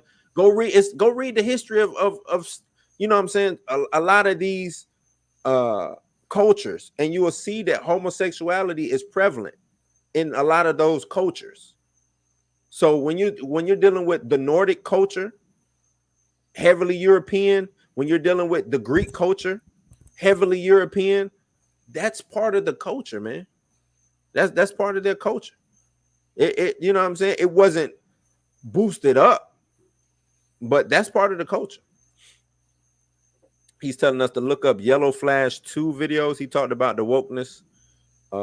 And Ryan Kellner also talked about it. Okay, so now you got 4 people. I'll look them up. Yellowfish 2 I'll check them out. And Ryan Kellner. I will check them out. And like I said, I'm not trying to downplay what you see. If that's what you see, I guess what I'm trying to help you realize is, okay, now that you see that, you can't half step now. You can't half step. If you're you're going to step 100%, or you can't teeter-totter. Right. If you see that and you don't like it, put down the remote. Change 100%. The channel. 100%. Or if you see it and you don't like it, but you still want to try to enjoy the show, just set that aside. You already know what they're about. Let me see if I can get through this episode. Let me see, is it a good episode? If I remove all the LGBT woke NPC, all the acronyms, I'm not looking for that. I'm not looking for it in the show. I'm looking for a good cinematic. Right. And you're saying I'm a cinephile. Right. I like good TV, good movies, whatever that message that you say they're preaching. Okay, if that's the case, then whatever. Right. Let's see, is it good? Get out of that. Because now just set your mind to the side. All right, let me see if it's good. You know what I'm saying? Now, like I said, either watch it or don't. But if you're going to watch it, just set all that other stuff to the side and try to enjoy, you know what I'm saying? Enjoy it for what it is. Don't watch it and then be a cynic about it right behind it. Right. Caleb says you can have a good story and LGBT plus characters. Loki has always been bisexual and gender fluid, even in the Norse myths. Yeah, that's what I'm trying to say. All gods are Zeus. Think of Zeus. Zeus was out here banging everybody. He had changed. He was anamorphic banging people. You know what I'm saying? He'll turn into a cow. He'll turn into a bird. Anytime you hear about a demigod, that's Zeus. That's Zeus. He was out here banging everybody. Didn't matter. He says the quartering talks about it too. Hey, there you go. Give me all of them. He says their main focus was making Loki LGBT. It was not that if that was the main focus, that's what you would get. And we're not getting that. They episode 3, they hinted at it. All it was a hint too. And all it was dialogue. It wasn't even a visual. Right. It was just dialogue. But it was small dialogue. Right. And that triggered you enough for you to be up in arms about it. Notice I used the word triggered. Mm-hmm. That's exactly what happened. Right. Triggered. Yeah. A microaggression. Off of that small piece of dialogue. Triggered. I haven't seen Loki. I mean, maybe we'll get it episode 5, but I haven't seen Loki kiss another dude. Have you seen that? I have not seen that. I haven't seen him show attraction to another guy. I haven't seen Sylvie show attraction to another female. They haven't shown that. So if their main focus was making Loki LGBT, I'm pretty sure a whole episode, or at least a part of that episode, would be dedicated to that. All they did was hint it. Right. It's all about visual, man. I'm gonna tell you something, and you probably never thought about this. How many times have you seen women kiss on screen? Yeah. Throughout the course of no, from just my childhood, I've seen probably thousands of movies where women kiss. How did that make you feel? If the narrative was supposed to be attractive, right? Am I attracted to that? I can't say because I'm not homosexual, so I can't say that. You know what I'm saying? I'm attracted to that, but that I've seen that. That's been a part of culture for a long time, right? So here's my thing. Like I said, if you're going to be mad about that, go back and be mad at all that stuff too. All of that. Lesbianism always shown, and it was shown to try to that's boost up the male ego. Right. That's supposed to be sexy to men. But that's the L in LGBT. The first part of it. That's the L. Caleb says the Norse guys didn't even care Loki was gender fluid. I mean, Thor wore a dress to get Loki out of a bind in Norse myth. They're very accepting of all powerful, vengeful gods. And that's what they're gods, right? Do anything. Gender shouldn't be an issue with God. You know what I'm saying? Like the fact that something that, but that's the thing we're talking about, something that's all of this, like all of the Loki, and we're talking all of Marvel Comics, it's all made up. None of it is real. Right. Well, I was just going, even if we take it in faith, let's say Loki was real, an all-powerful being who can shapeshift and do, like, of course he's gender fluid. He shapeshifts. And that's what I'm saying. I'm not even talking about as far as that aspect. I'm talking about the Loki that we're seeing on screen, the Loki from Marvel Comics, that we know for 100% of a fact did not exist in any part of time. Right. So we're triggered about something that doesn't even exist. Right. Fakeness. Come on. XR says Ryan made Deadpool a badass. Now not Snowflake true. Wore it down for a few minutes. Where he didn't watch the movie, man. No, you watch the action scenes. Yeah, you watch the action scenes, and that's it. Did not watch the movie. Nothing but homosexual jokes and whatever. Matter of fact, he loves the unicorn, the rainbow colored unicorn. That's like his symbol, his calling card. Right. Rainbow Dash. Yeah, you know what I'm saying? I don't know what XR is watching, man. I don't know either, man. Like, I don't know, man. I need to see that cut of Deadpool. I know. So what cut you watching, XR? Right. Is there a cut out there with all, just straight action? I've seen these movies a few times. Like, people, you know what? The crazy thing is, people didn't want to go to have their kids watch Deadpool, not for the gore or the guts and cutting hands off and heads and stuff. It was because of the homosexuality and, you know what I'm saying, the sexual innuendos and all of that. That was one of the big points. Parents didn't want their kids to watch that movie. Right. You know what I'm saying? So I don't know. He says in the future, all MCU characters are going to be LGBT and y'all are going to be fine with it. Stop making assumptions like that. That's not true. I don't have a problem. That's not anywhere near where our argument comes from. I bet the first MCU sex scene is going to be between two LGBT. You got to give me one letter. Because well, I guess it can be two LGBT, but give me one letter. Is it going to be two lesbians? But that's two gays, two bisexuals, or two transgender. Do you really think we're gonna see an MCU sex scene? No. I don't even really think we were gonna go and see. No. They didn't want the bat to go down on the cat, and that was in the comic. You think we're gonna get this on TV? You think we're gonna This is a visual medium, right? Not audio. Where I can be listening and not paying attention. If you're watching, you see it. Oh, Caleb came up with a good point. He says the first MCU sex scene was in Iron Man in the first 15 minutes between Tony and the news lady. Yeah, you're right. But it wasn't the MCU then. So, it wasn't what we know as the MCU. Right. But it's still there. That's very true. But it wasn't under Disney as well. Was it? No, I don't think. No, I think the first Disney movie was Iron Man 2, if I'm not mistaken. Yep. Yeah. Not even Avengers. No, Avengers was. Yeah. Okay. Only two that didn't make it was this is why they don't consider that Hulk movie. It was the Hulk and Iron Man. Okay, fair enough. Yeah. Fair enough. Okay. But both of them had Nick Fury in it. So post credit scenes. He says, "How is Ali going to be a good? How's Ali going to be as good as Wesley Snipes by the time his movies come out? He's going to be 49. Unless his movies are going to be him moving at super speed and slashing a vampire down." Mahershala Ali is an athletic guy, man.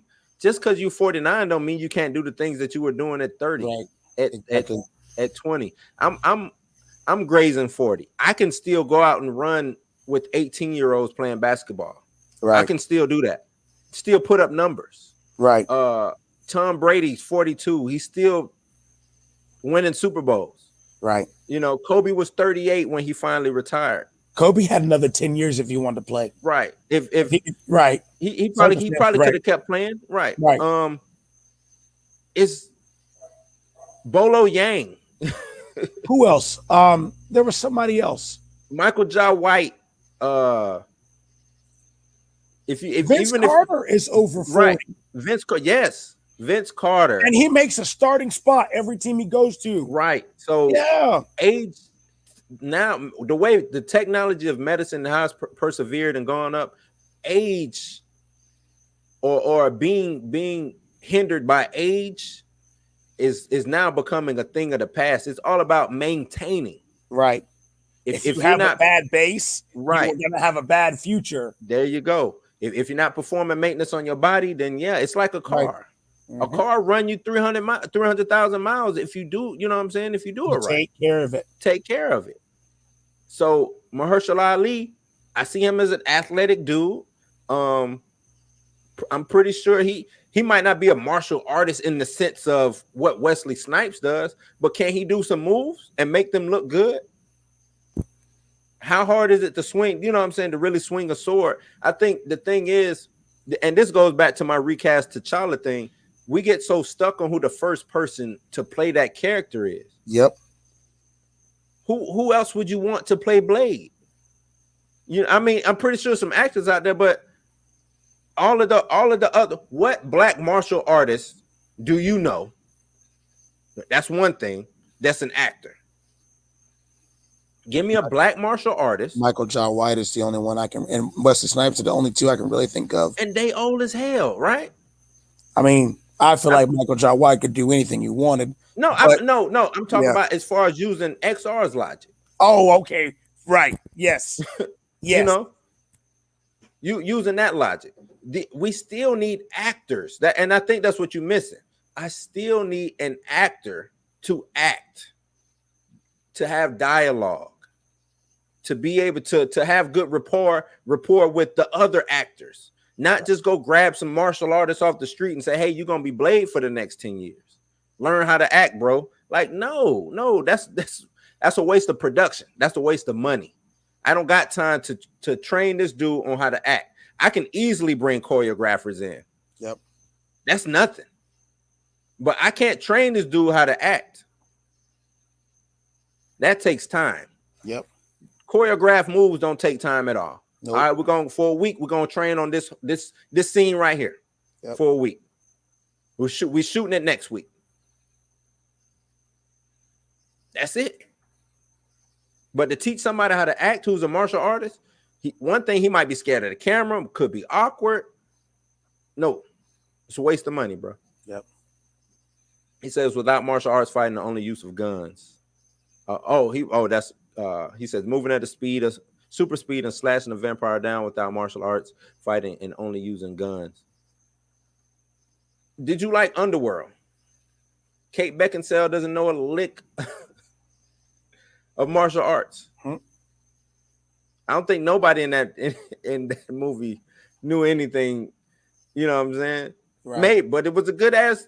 Even, you know, what it 5 movies now? 5 movies. 5 movies. Good 5 movies worth of solid action, decent storytelling. You know what I'm saying? Right. If we can just get a piece of that and transfer it over to Blade, I think we have a good film. Blade will sell itself because it's an MCU film. If we get the right amount of action and a decent enough storyline, we good to go. Yep. We good to go. Caleb says journalist, not news lady. I'm 90. Am I 90? Yeah. We get you, man. I understand. Right. You know, we understand. We try to be PC, but you know, you ain't gotta do it for here. He says that Iron Man scene wasn't even a sex scene.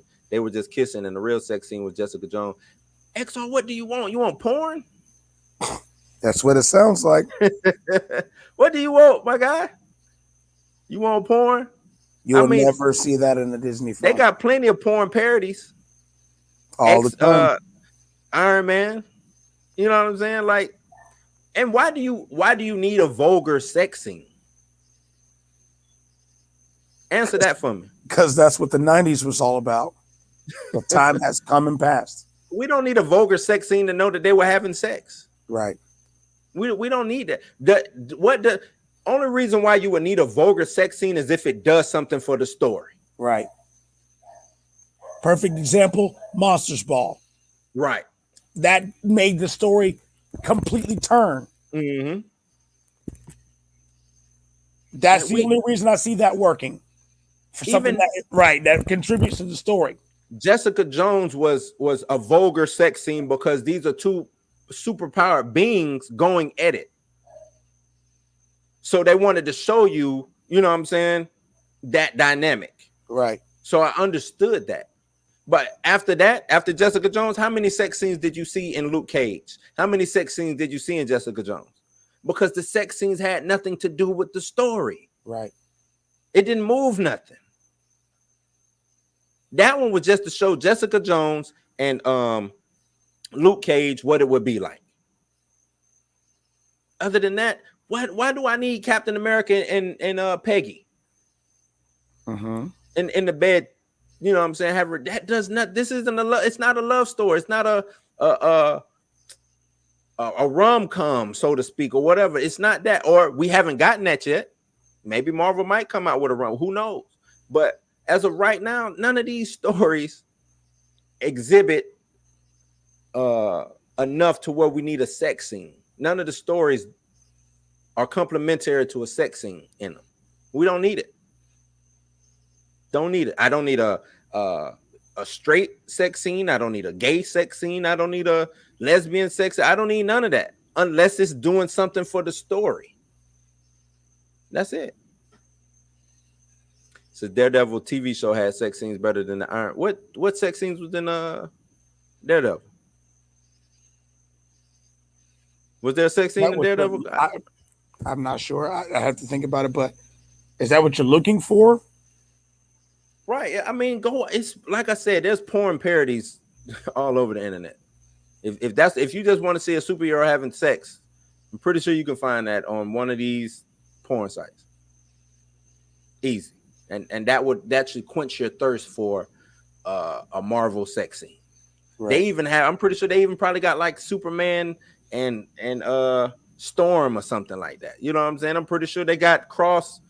You know what I'm saying? If that's what you want to see, go find it. It's out there. But there's no need for the MCU to have it.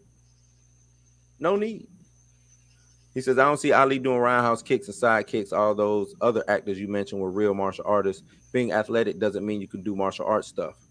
It exactly means you can do martial arts stuff. Mm-hmm. That's what being athletic is. Athletic is I can do this stuff.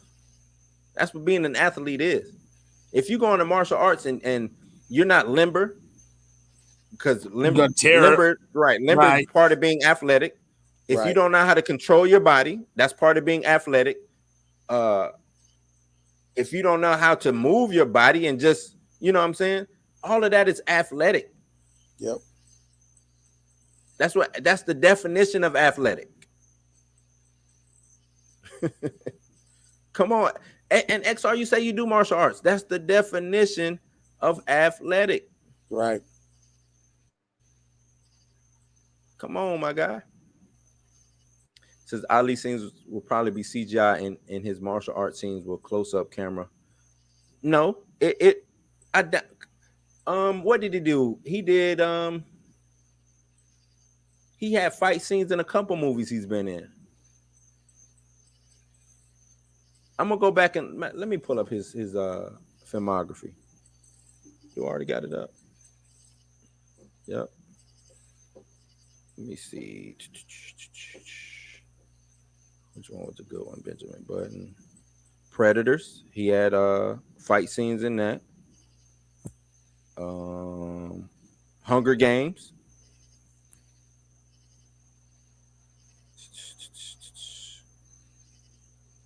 What else? Oh, Alita Battle Angel. Like he's done some fight stuff. He's don't count this dude out, man. Don't count this dude out. He says, Caleb says, yeah, Civil War Triple X. Yep, Civil War Triple X, man. Civil War Triple X. And it says Jessica Jones had like 6 sex scenes. They have sex in the comics. The problem is that Marvel got too Disney-fied and pussy-fied nowadays. Everything is play safe.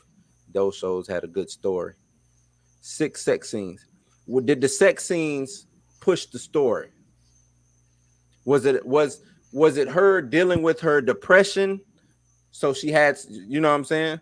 So she was having sex to deal with that depression, and to show that she was going through things, or was this just a gratuitous sex scene? Because it seems like to me you're just looking for gratuitous sex scenes, right? Anything gratuitous doesn't do anything for the movie. That means you can take that out and the movie is still go on, right? If she did have 6 sex scenes, and I'll go back. I mean, what we had three seasons of Jessica Jones, and they probably were all in the first season of Jessica Jones when she was going through her real bad depression. You know, the Purple Man was still out there. You know what I'm saying? Stuff like that. So I get that. Just like her drinking, right? Her having sex, her drinking, her doing all that was just to show how much of a messed up character she was. So I'm cool with those sex scenes. They actually mean something. But how explicit were they?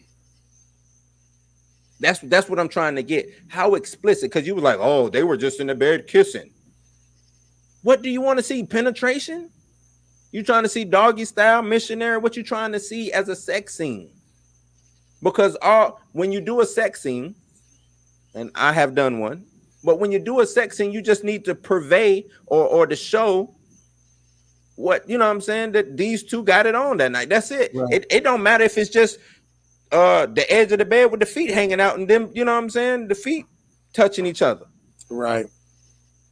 You can do it that way. It's plenty of creative ways to show a sex scene without showing the, you know what I'm saying, sweaty, you know what I'm saying? Like, you don't have to do that. You don't have to do that. You can show a person walking out of the hotel room looking shameful. Mm-hmm. You know what I'm saying? It's all about how you paint the picture. That's it. Why do I need a gratuitous sex scene? And I'm not saying I'm against it as long as it's for the film, you know what I'm saying? Right. Or show or whatever. Couple more and then we're going to wrap it up. Caleb says he also had fight scenes in Luke Cage. Yeah, he did.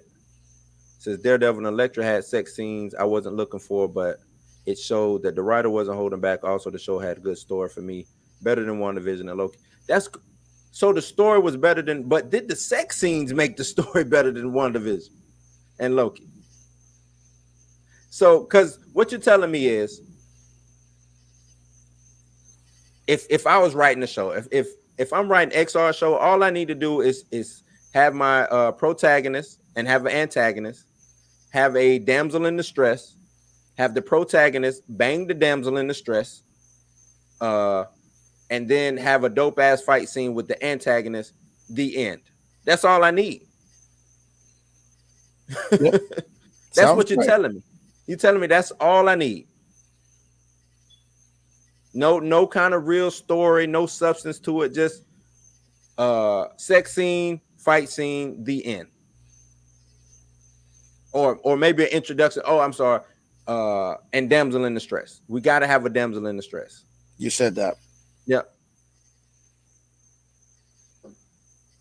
What else? He says, you realize you can have sex scenes that aren't explicit or fade to black. Like just because it's PG-13 doesn't mean you can't have a story driven by right. You can have a story driven by sex scenes, but it's just like Caleb said, a story that's driven by sex scenes. Keyword driven. Mean those sex scenes matter to the story. Yep.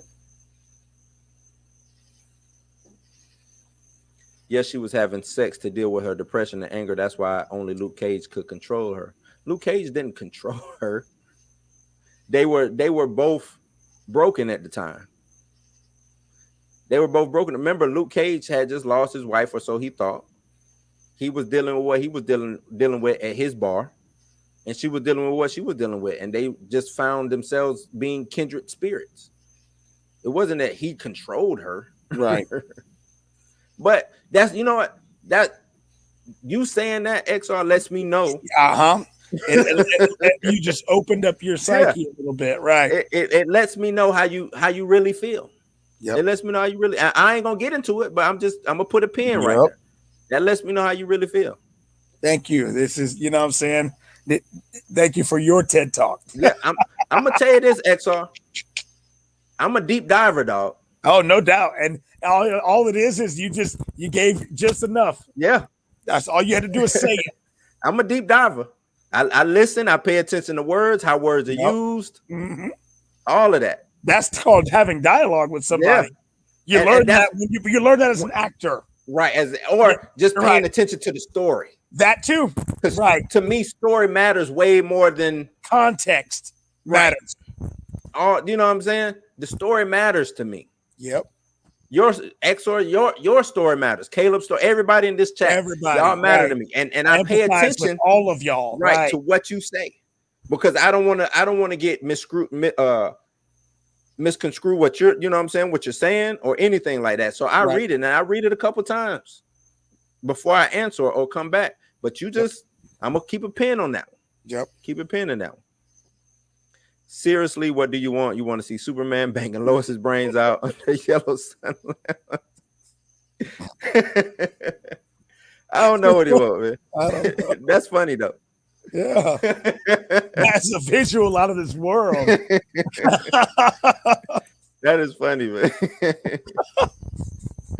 Have you seen Jessica Jones' sex scene with Luke Cage? They didn't show no penetration, but they were moving like that. Who cares? Why does it matter so much? That seems like that's all you watched in that show. XR, hold on, man. How old are you really? That's what I'm saying. How old are you really, my guy? Oh man, he said they was moving up and down, man. Moving up and down. Right. He said you're trying to say that if a show has sex scenes, it's automatically. That's not what I'm saying. That's not true at all. That is not what I said, man. I said that the sex scenes need to complement the show. Right. Or the story. That, if they don't, what's the point? Right. What's the point of having? Why add? If you got a male and a female in the show, and let's just say they do have sexual chemistry, right? Or tension or whatever. Right. We don't need a sex scene. We don't have to see it. We don't have to see it. They can walk into a room and call it a day, and I'm like, oh, we know what they're doing in there, right? Like, I don't need it. Why do I need a sex scene if it has now? If the movie ends with them walking into the room to go have sex, okay, cool, and run the credits, and you know what I'm saying, end scene, run credits, boom, okay, they both got what they wanted. We knew that they had some tension going, you know what I'm saying? Yep. Easy.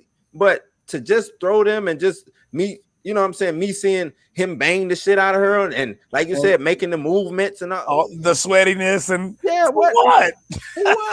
For what? If you want that, like Blue said, if you want that, go watch porn. Go watch the porn. Most actors don't even like doing that if it has nothing to do with the story. They don't mind doing a sex scene, but they'll tell you, hey, you want me to get naked and do all this stuff? Does this have anything to do with the story? And most of them won't even do them because of it if it doesn't. Right. So quit, and you're quick to call out Disney, but you're not calling out any of these actors. Anybody, any other studios either. Right. You're calling out Disney, but like you said, you got the actors in other studios who also don't practice. You know what I'm saying? Participate in said practice.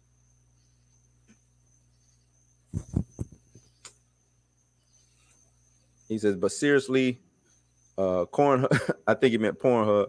Pornhub is just a few clicks away if you want some sex scenes with the story. Red sun lamp is a red sun that takes away his powers. A yellow sun would not be good. Nah, that wouldn't be good. No, yeah, no. Yeah, red sun. I was, and I was gonna say that it should be a red sun lamp. Yeah. He says, bro, I'm not saying that the story doesn't matter. What I'm saying is that the MCU tried to water down everything that is in the comics. I don't think they do, man. I don't think it's watered down. They pick and choose from different stories. Right. So it's not going to be one specific story. How can it be watered down?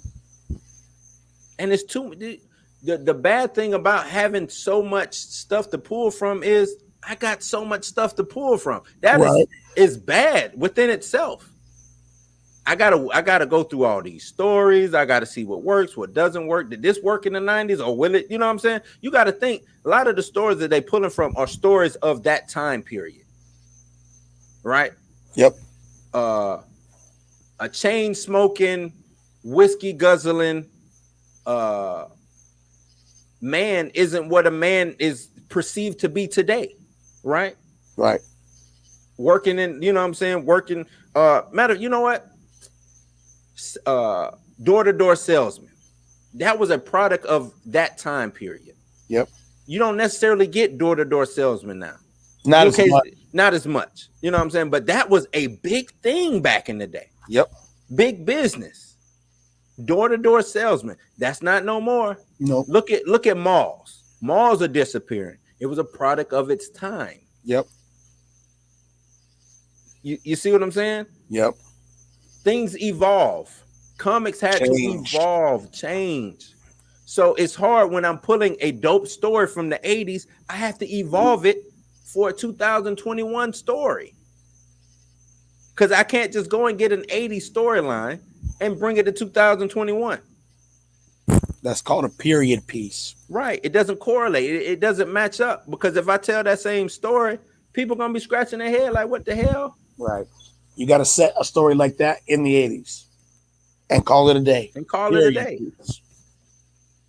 He says, you realize parents are going to bring their kids to these movies. Like some dumbasses brought the kids to see Deadpool. Yeah, I mean, and that's their right. And that's their prerogative. But right. Marvel is the McDonald's of comic books.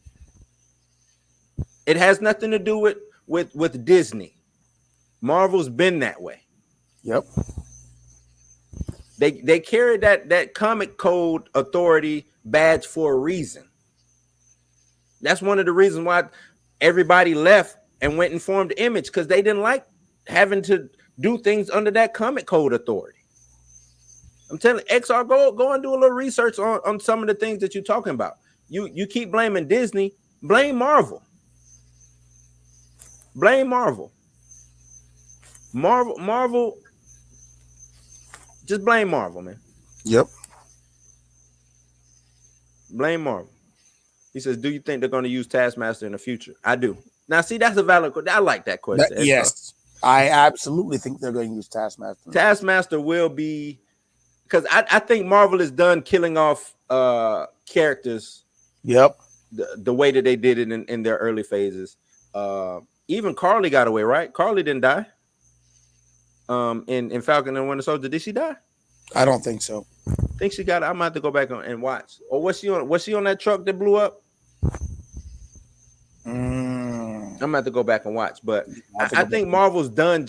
I think they saw the error in their ways of killing off certain characters. I'm not saying all characters are going to survive going forward, but some characters that have multiple uses in them, you know what I'm saying, are gonna be kept.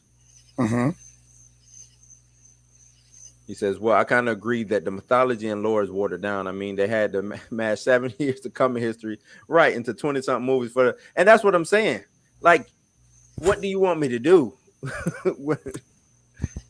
when I'm taking this massive Marvel library that I have and condensing and it condensing it. What do you into want me to maybe do? a total of 48 hours. Yeah, what do you want me to do? He says that's hard to do. I don't envy Kevin Feige. Nah, that's a hard job, man. And does it well It's a enough hard to keep job. people talking about it, keeps it relevant. XR, you like Lord of the Rings. Imagine if Lord of the Rings had 1,000 books, and that's actually light work compared to the stuff Marvel has out. So you got 1,000 books worth of Lord of the Rings, and they're trying to give you 5 movies worth, right,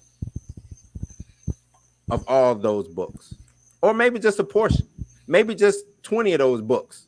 They would have to condense all that down for 5 movies. right. That's hard to do, bro. That's hard. Some storylines gonna be left out. I might have to create a new character just to bridge a storyline. Yep. You see what I'm saying? That is, I wouldn't want that job. I wouldn't want it. I wouldn't even want to be head of that. I mean, me be an actor, yeah, I'll be an actor for that, but I don't want nothing to do with the writing. I don't want nothing to do with the producing. None of that. Just let me come in and be Gandalf. Right. I'll be Gandalf all day. Be all on Instagram with a white beard and mustache and the staff and say, I'm Gandalf, y'all. But to write that shit, no. I'm good. He says Kevin Feige is a coward. He could prove me wrong when we get another R-rated movie other than Deadpool. Well, I mean, let him do his. How about this, XR? Let him do his job. You're the fan. You're protesting what you want. Let him do his job. Don't call him a coward. I haven't seen him do anything cowardice. Don't call him a don't. He says he cowards to China. Right. What? Don't disrespect the man. And you don't know him. That already, right? You don't know. You don't know Kevin Feige. Don't call him out his name. Don't disrespect him. Yeah. Because if he came out and he has a bigger platform than you, if he came out and straight up trashed you, you would hate it.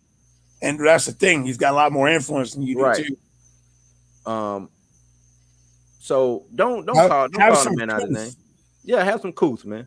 Yeah. Have some couth, man. Just if you don't know the meaning of the word, Google it, but have some. Yeah. Some decorum. You know what I'm saying? You know, like I would call it.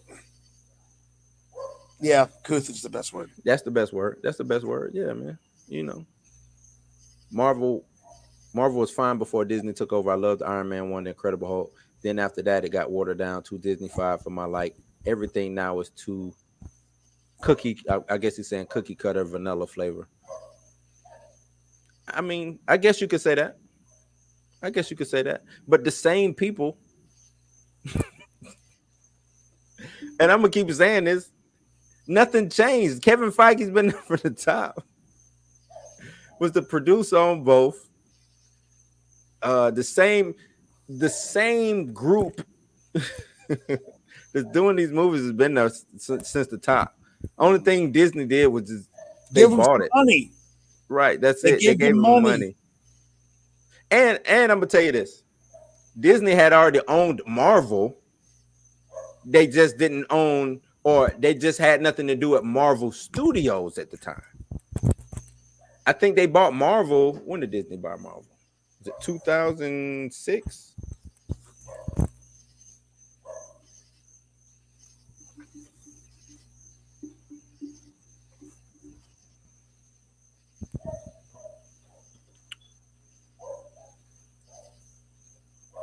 I think they had owned it already. I could be. I might be wrong. This says 2009. Maybe it was 2009. Come on, how I reached my limit for free articles. I don't even go to that damn page.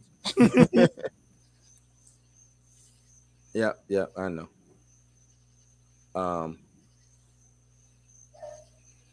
But yeah. So okay, 09. What did we say? Iron Man came out 08. Yep. Which also, okay, I'll give you that one. He says also somebody said Richard E. Grant, the Loki on the right in the yellow costume, is comic Loki, like a physical manifestation of all the comic history for the movies. That's an interesting take on that. Yeah, it is. I looked at it more like just the evil. You know what I'm saying? This is the Loki who That's what I was thinking too. survived. But why would he be with those other three Lokis? Right. But I like that. So yeah, that's interesting, Caleb. Yeah. That's an interesting take. I do like that. Physical manifestation of all the comic history for the movies. Yeah. Exile says the token Middle Earth has too much lore. It's like the Bible. Marvel Comics has shorter runs and are more easy to write. The Bible isn't a long book, man. They do the Bible all the time. I don't know if you noticed, but they've always got biblical cartoons and stuff like that. Yeah. You know, and they're not as accurate because, you know, the Bible is up for interpretation, but they cover every book. They even, matter of fact, who did it? National Geographic, I think. They did a whole series on it called The Bible. It's not hard. Right. It's not hard. Even Tolkien books, they're not hard. You're talking about the lore. No, what you're talking about is fan fiction. Fan fiction. That's what you're talking about. People speculating and saying, oh, okay, yeah, this is what we're gonna, you know what I'm saying? And then it gets canonized by the fans. But if I'm an alien, let's say I'm from Mars and I come and I read Tolkien and I want to do a movie about it, that's all you're gonna get. Is what's in those books. You're not getting fan fiction, you're not getting speculation, you're not getting fan lore or whatever you want to. Nope, you're just getting what's in those books. So the lore is not big because everything that's covered in how many Tolkien books we got? Main 3, The Hobbit.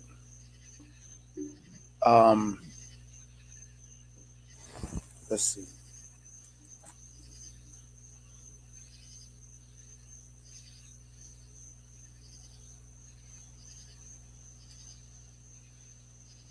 The Tolkien Society. How many books do we got that's actually by him?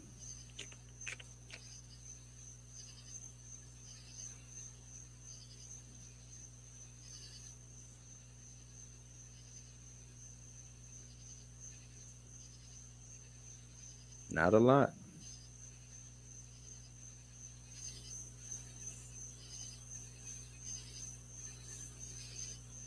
The History of Middle Earth.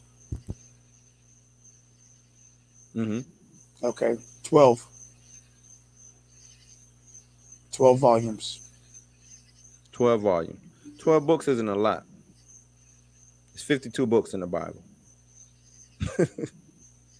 12 books is not a lot.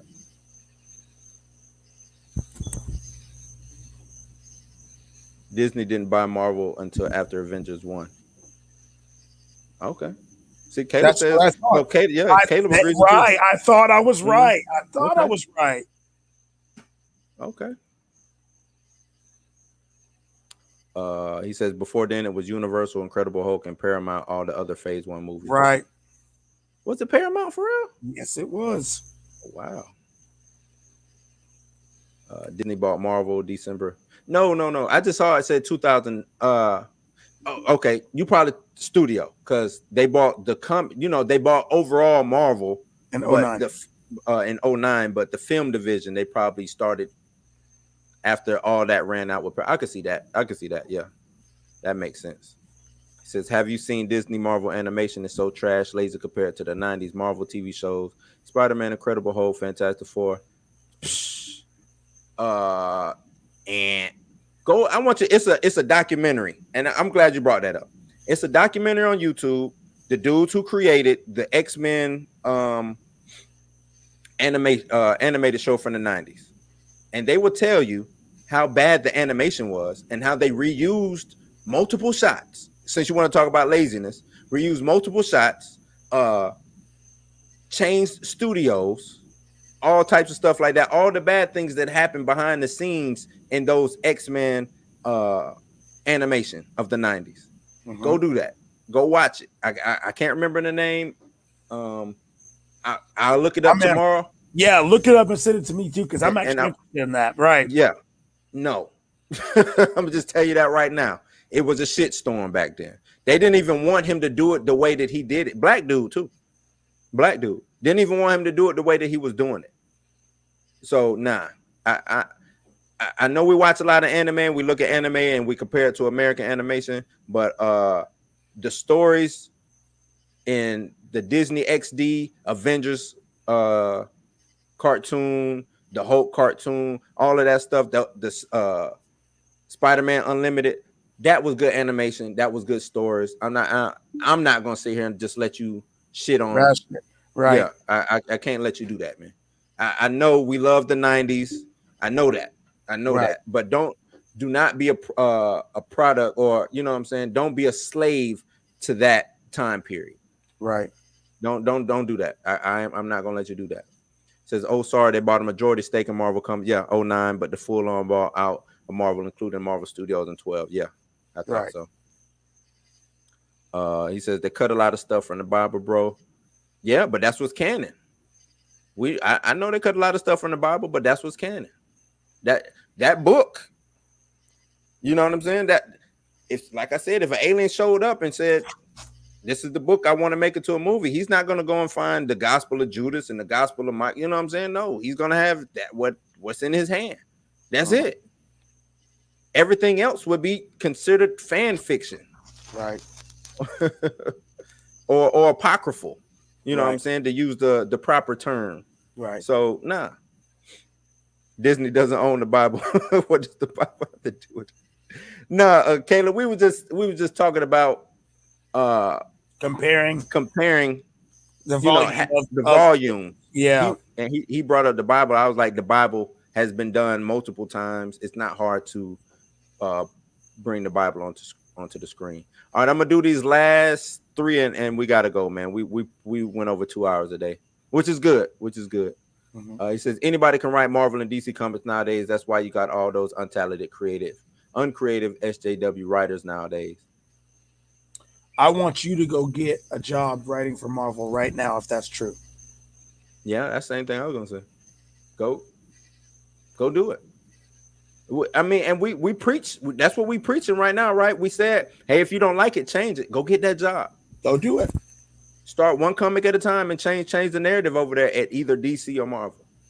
Go do it. I'll buy it because I want to see what you write. I want to see it. I will buy it. I would champion an XR scripted comic. Right. 100%. No doubt. Go do it. I'm gonna tell you, it's not as easy as what you think. Nope. But if you feel that way, please go do it. And I'm 100% in support of. 100%. Yep. He says, I like the 90 animated shows, but the only good ones were Spider-Man and X-Men. I like Ultimate Spider-Man too. Yeah. Yeah. The thing is, I like the 90 shows. Nothing wrong with them, but X-Men had more of an adult theme. But if you go back and you look at the animation was not. It was not good.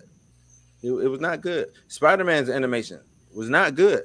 You know what I'm saying? It got a little bit better. They started sneaking a little CGI into it, stuff like that. But it was not good. It was not good. Where am I at? So you're saying the Kitty Childish animation that they did nowadays is great? Come on, bro. The new Marvel animation is trash. It looks like the comics. I mean, this, and I know I'm trying to wrap it up, but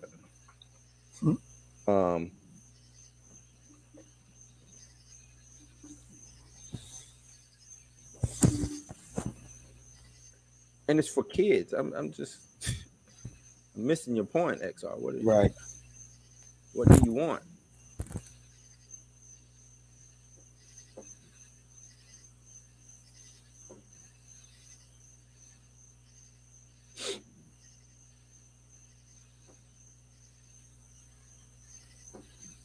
Let me share this real quick. Okay. And, I mean, I could be wrong, man. I mean, maybe I'm not as, but this, what's wrong with that? It's enough detail, enough shading to get the point across. The action scenes was good. I don't see nothing wrong with that. Can't really, it's a smaller picture right here, but that's dope. I don't see nothing wrong with that. Yeah, it's simple. You know what I'm saying? It's not the most detailed. If you're looking for extra detail, yeah. But then let's go. Let's look at this.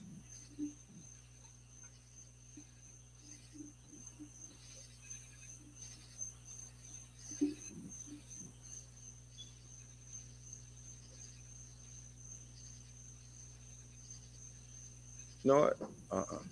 Nope. This one. That's what I want to do.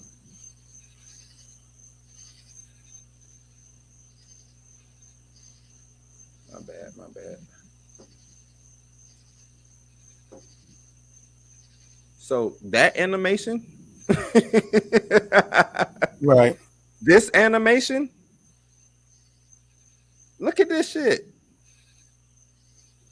Is better than that. Yeah, I don't think so. Look at Wolverine's arm. Look at his bicep right here. Right. What the hell is that? It's just a glob. And they put two little squiggly lines in it to try to make a shoulder and a bicep. Mm-hmm. What do you XR is the man. XR, you are the man. I rest my case on that, man. Right. I rest my case. Let me finish these. It says Into the Spider-Verse is overrated as fuck. 2 flame per seconds hurt my. I don't know what that is. If you're talking style, then yeah, I prefer the hand draw style of the 90s. Okay, don't trash talk Spider-Verse. Spider-Verse is the best animated Spider-Man medium. Agreed. Yeah, 100%. So cheesy in the fights are art to follow. Oh, I think he's saying hard to follow. The only kids animated show that holds up today is bad. I agree. Now that 100%. That Yes. You know what? Beautiful animation. Yep.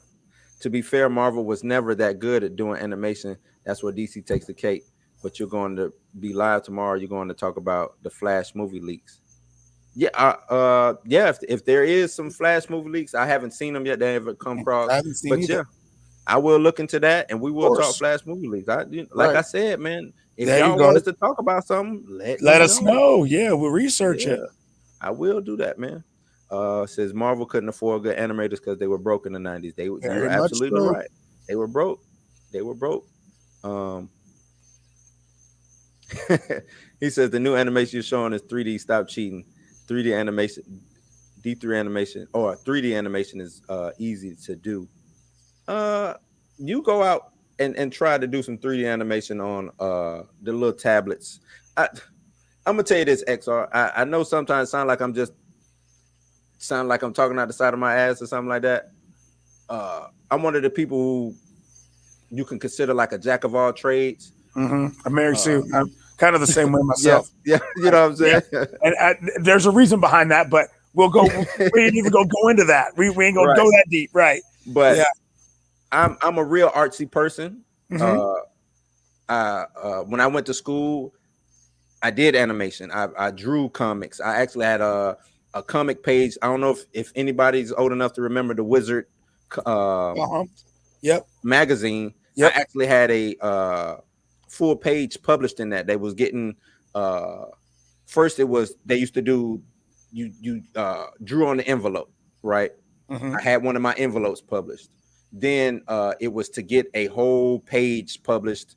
It was 6 panels, 3 rows, right? Just something real quick. I got that published, but I never made it to like the 3rd or 4th stage or whatever. So I do this, you know what I'm saying? Like I'm not just talking, man. I really do this, you know what I'm saying?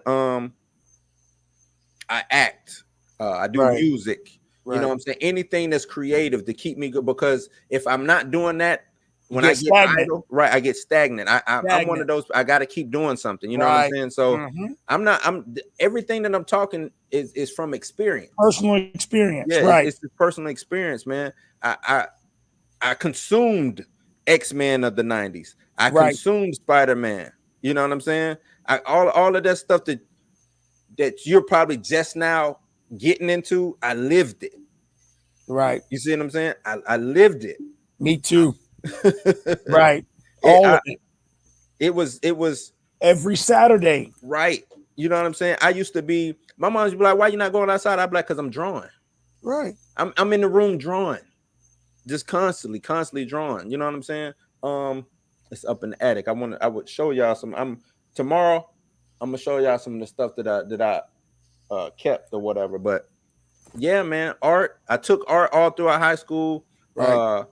Drama. All of that, man. Right. I had a scholarship to go to SCAD, but since I didn't go to school majority of the time in 12th grade, I didn't finish my portfolio. So all I had to do was turn my portfolio in, and I could have had a partial scholarship to SCAD. Like, right. I did this, man. You know what I'm saying? Mm-hmm. Like, yeah, I know about. And not only that, I wanted to know who the writers were, who the artists were, what was going on in Big Marvel, who, you know what I'm saying? Because when Marvel went bankrupt, that was like the end of the world for me. I was like, they're going bankrupt. Shit, you know what I'm saying? Like, is the comics going to change? Are we even going to get comics? All that stuff. So you know what I'm saying? This, you think this is bad? This ain't jack. This is good for me. You're getting content. I remember it was sometimes you wouldn't even get a comic. They couldn't meet the deadline. Right. Should it get pushed back 2-3 months, 4 months? You just waiting on the Wolverine comic, waiting on the X-Men comic. You know what I'm saying? Now you getting it clockwork. Boom, boom, boom, boom. Right. And they might not sell like they did in the 90s, but you're getting the content as a fan, as a connoisseur. You should be happy what Marvel is giving you. Right. They're at the peak of their game. The peak of their game. Came back from the dead. From the dead. You should be happy, man. You should be happy.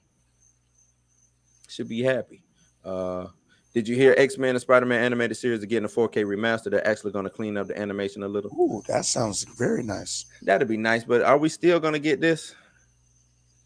Is that still going to happen? Nah, that should be dope, man. I think 4K remaster would be pretty cool. I think it'd be dope.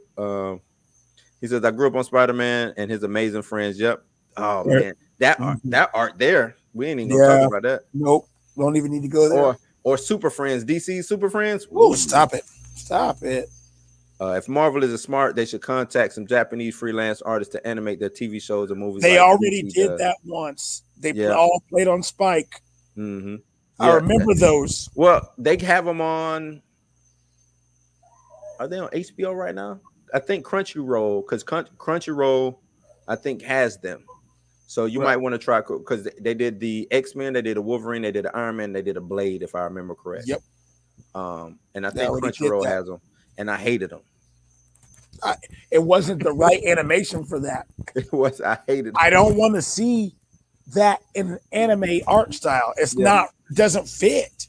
Anime doesn't fit everything. And another thing too, we need to quit calling everything anime.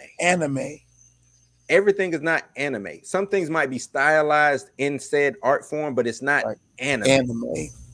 You see what I'm saying? Right. Most of that stuff is, at this point, how do you know it's not enhanced by a computer? Right. Actually, it is. Right. Actually, probably 75 to 80% of animes that come out is computer. You know what I'm saying? It's done on a computer. Right. It's not hand drawn, or it's hand drawn, but it's assisted. Right. It's assisted by the computer. Caleb agrees, man. He says, we got Marvel anime movies in 2000. It wasn't very good. It wasn't. They even have Marvel anime or mangas. They're not good.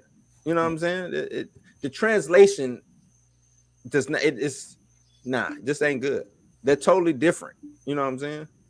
Bro, I've been drawing since I was 7 years old, brother. I could be an artist if I want to, but my eyes suck. Well, if your eyes suck, my guy, I don't know what to tell you. You know what I'm saying? He says, I always used to draw anime and comics. I used to compete with my buddies who could draw Goku more accurate. And you know what? Anime to me isn't as detailed. Or manga. Let me say that. Manga versus a comic book. Like, you put Todd McFarlane up against whoever that top manga guy is.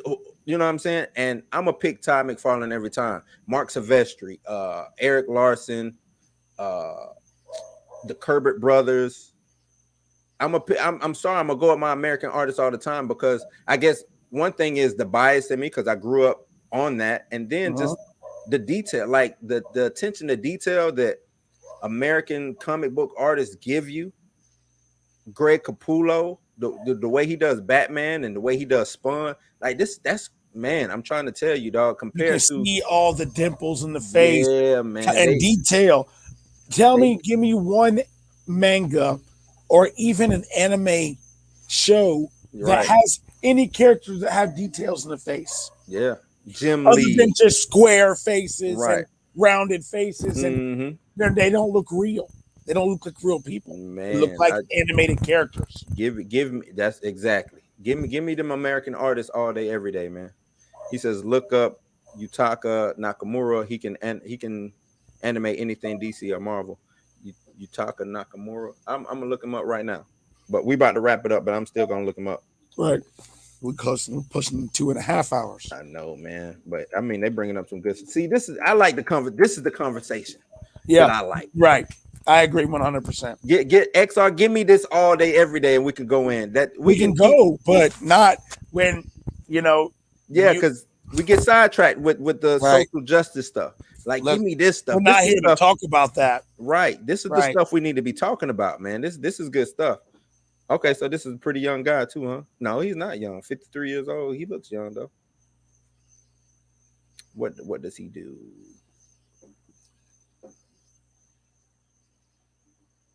Neon Genesis. Okay, Neon Genesis is nice. Cowboy Bebop the movie. Okay, yeah, no, he's dope. One Punch Man key animator.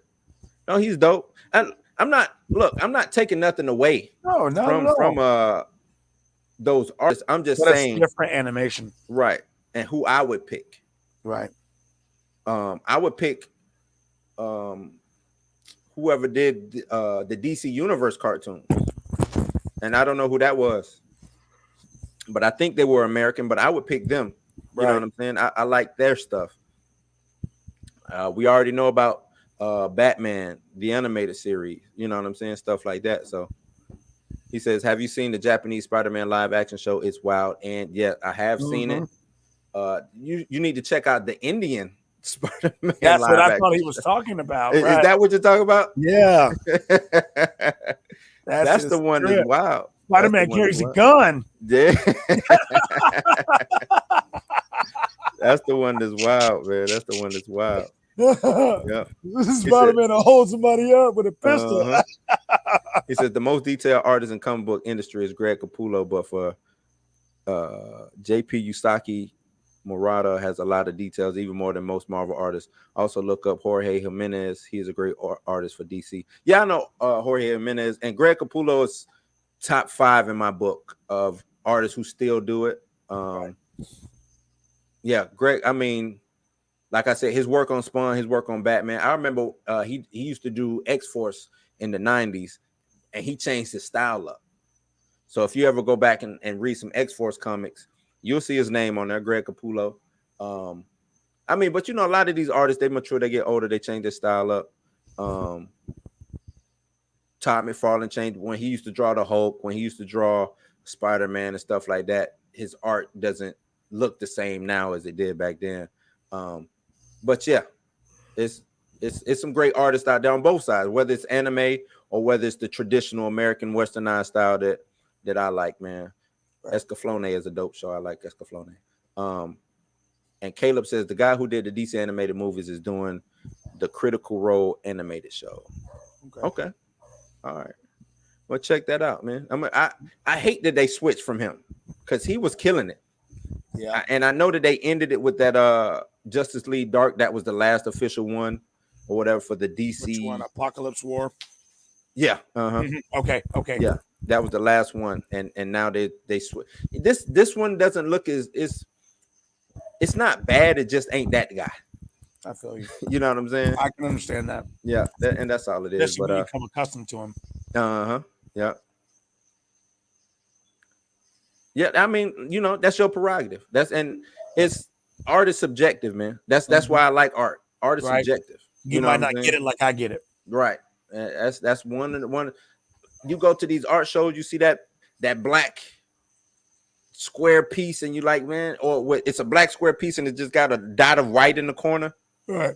and it's somebody standing there just staring at it, and you like, man, why you?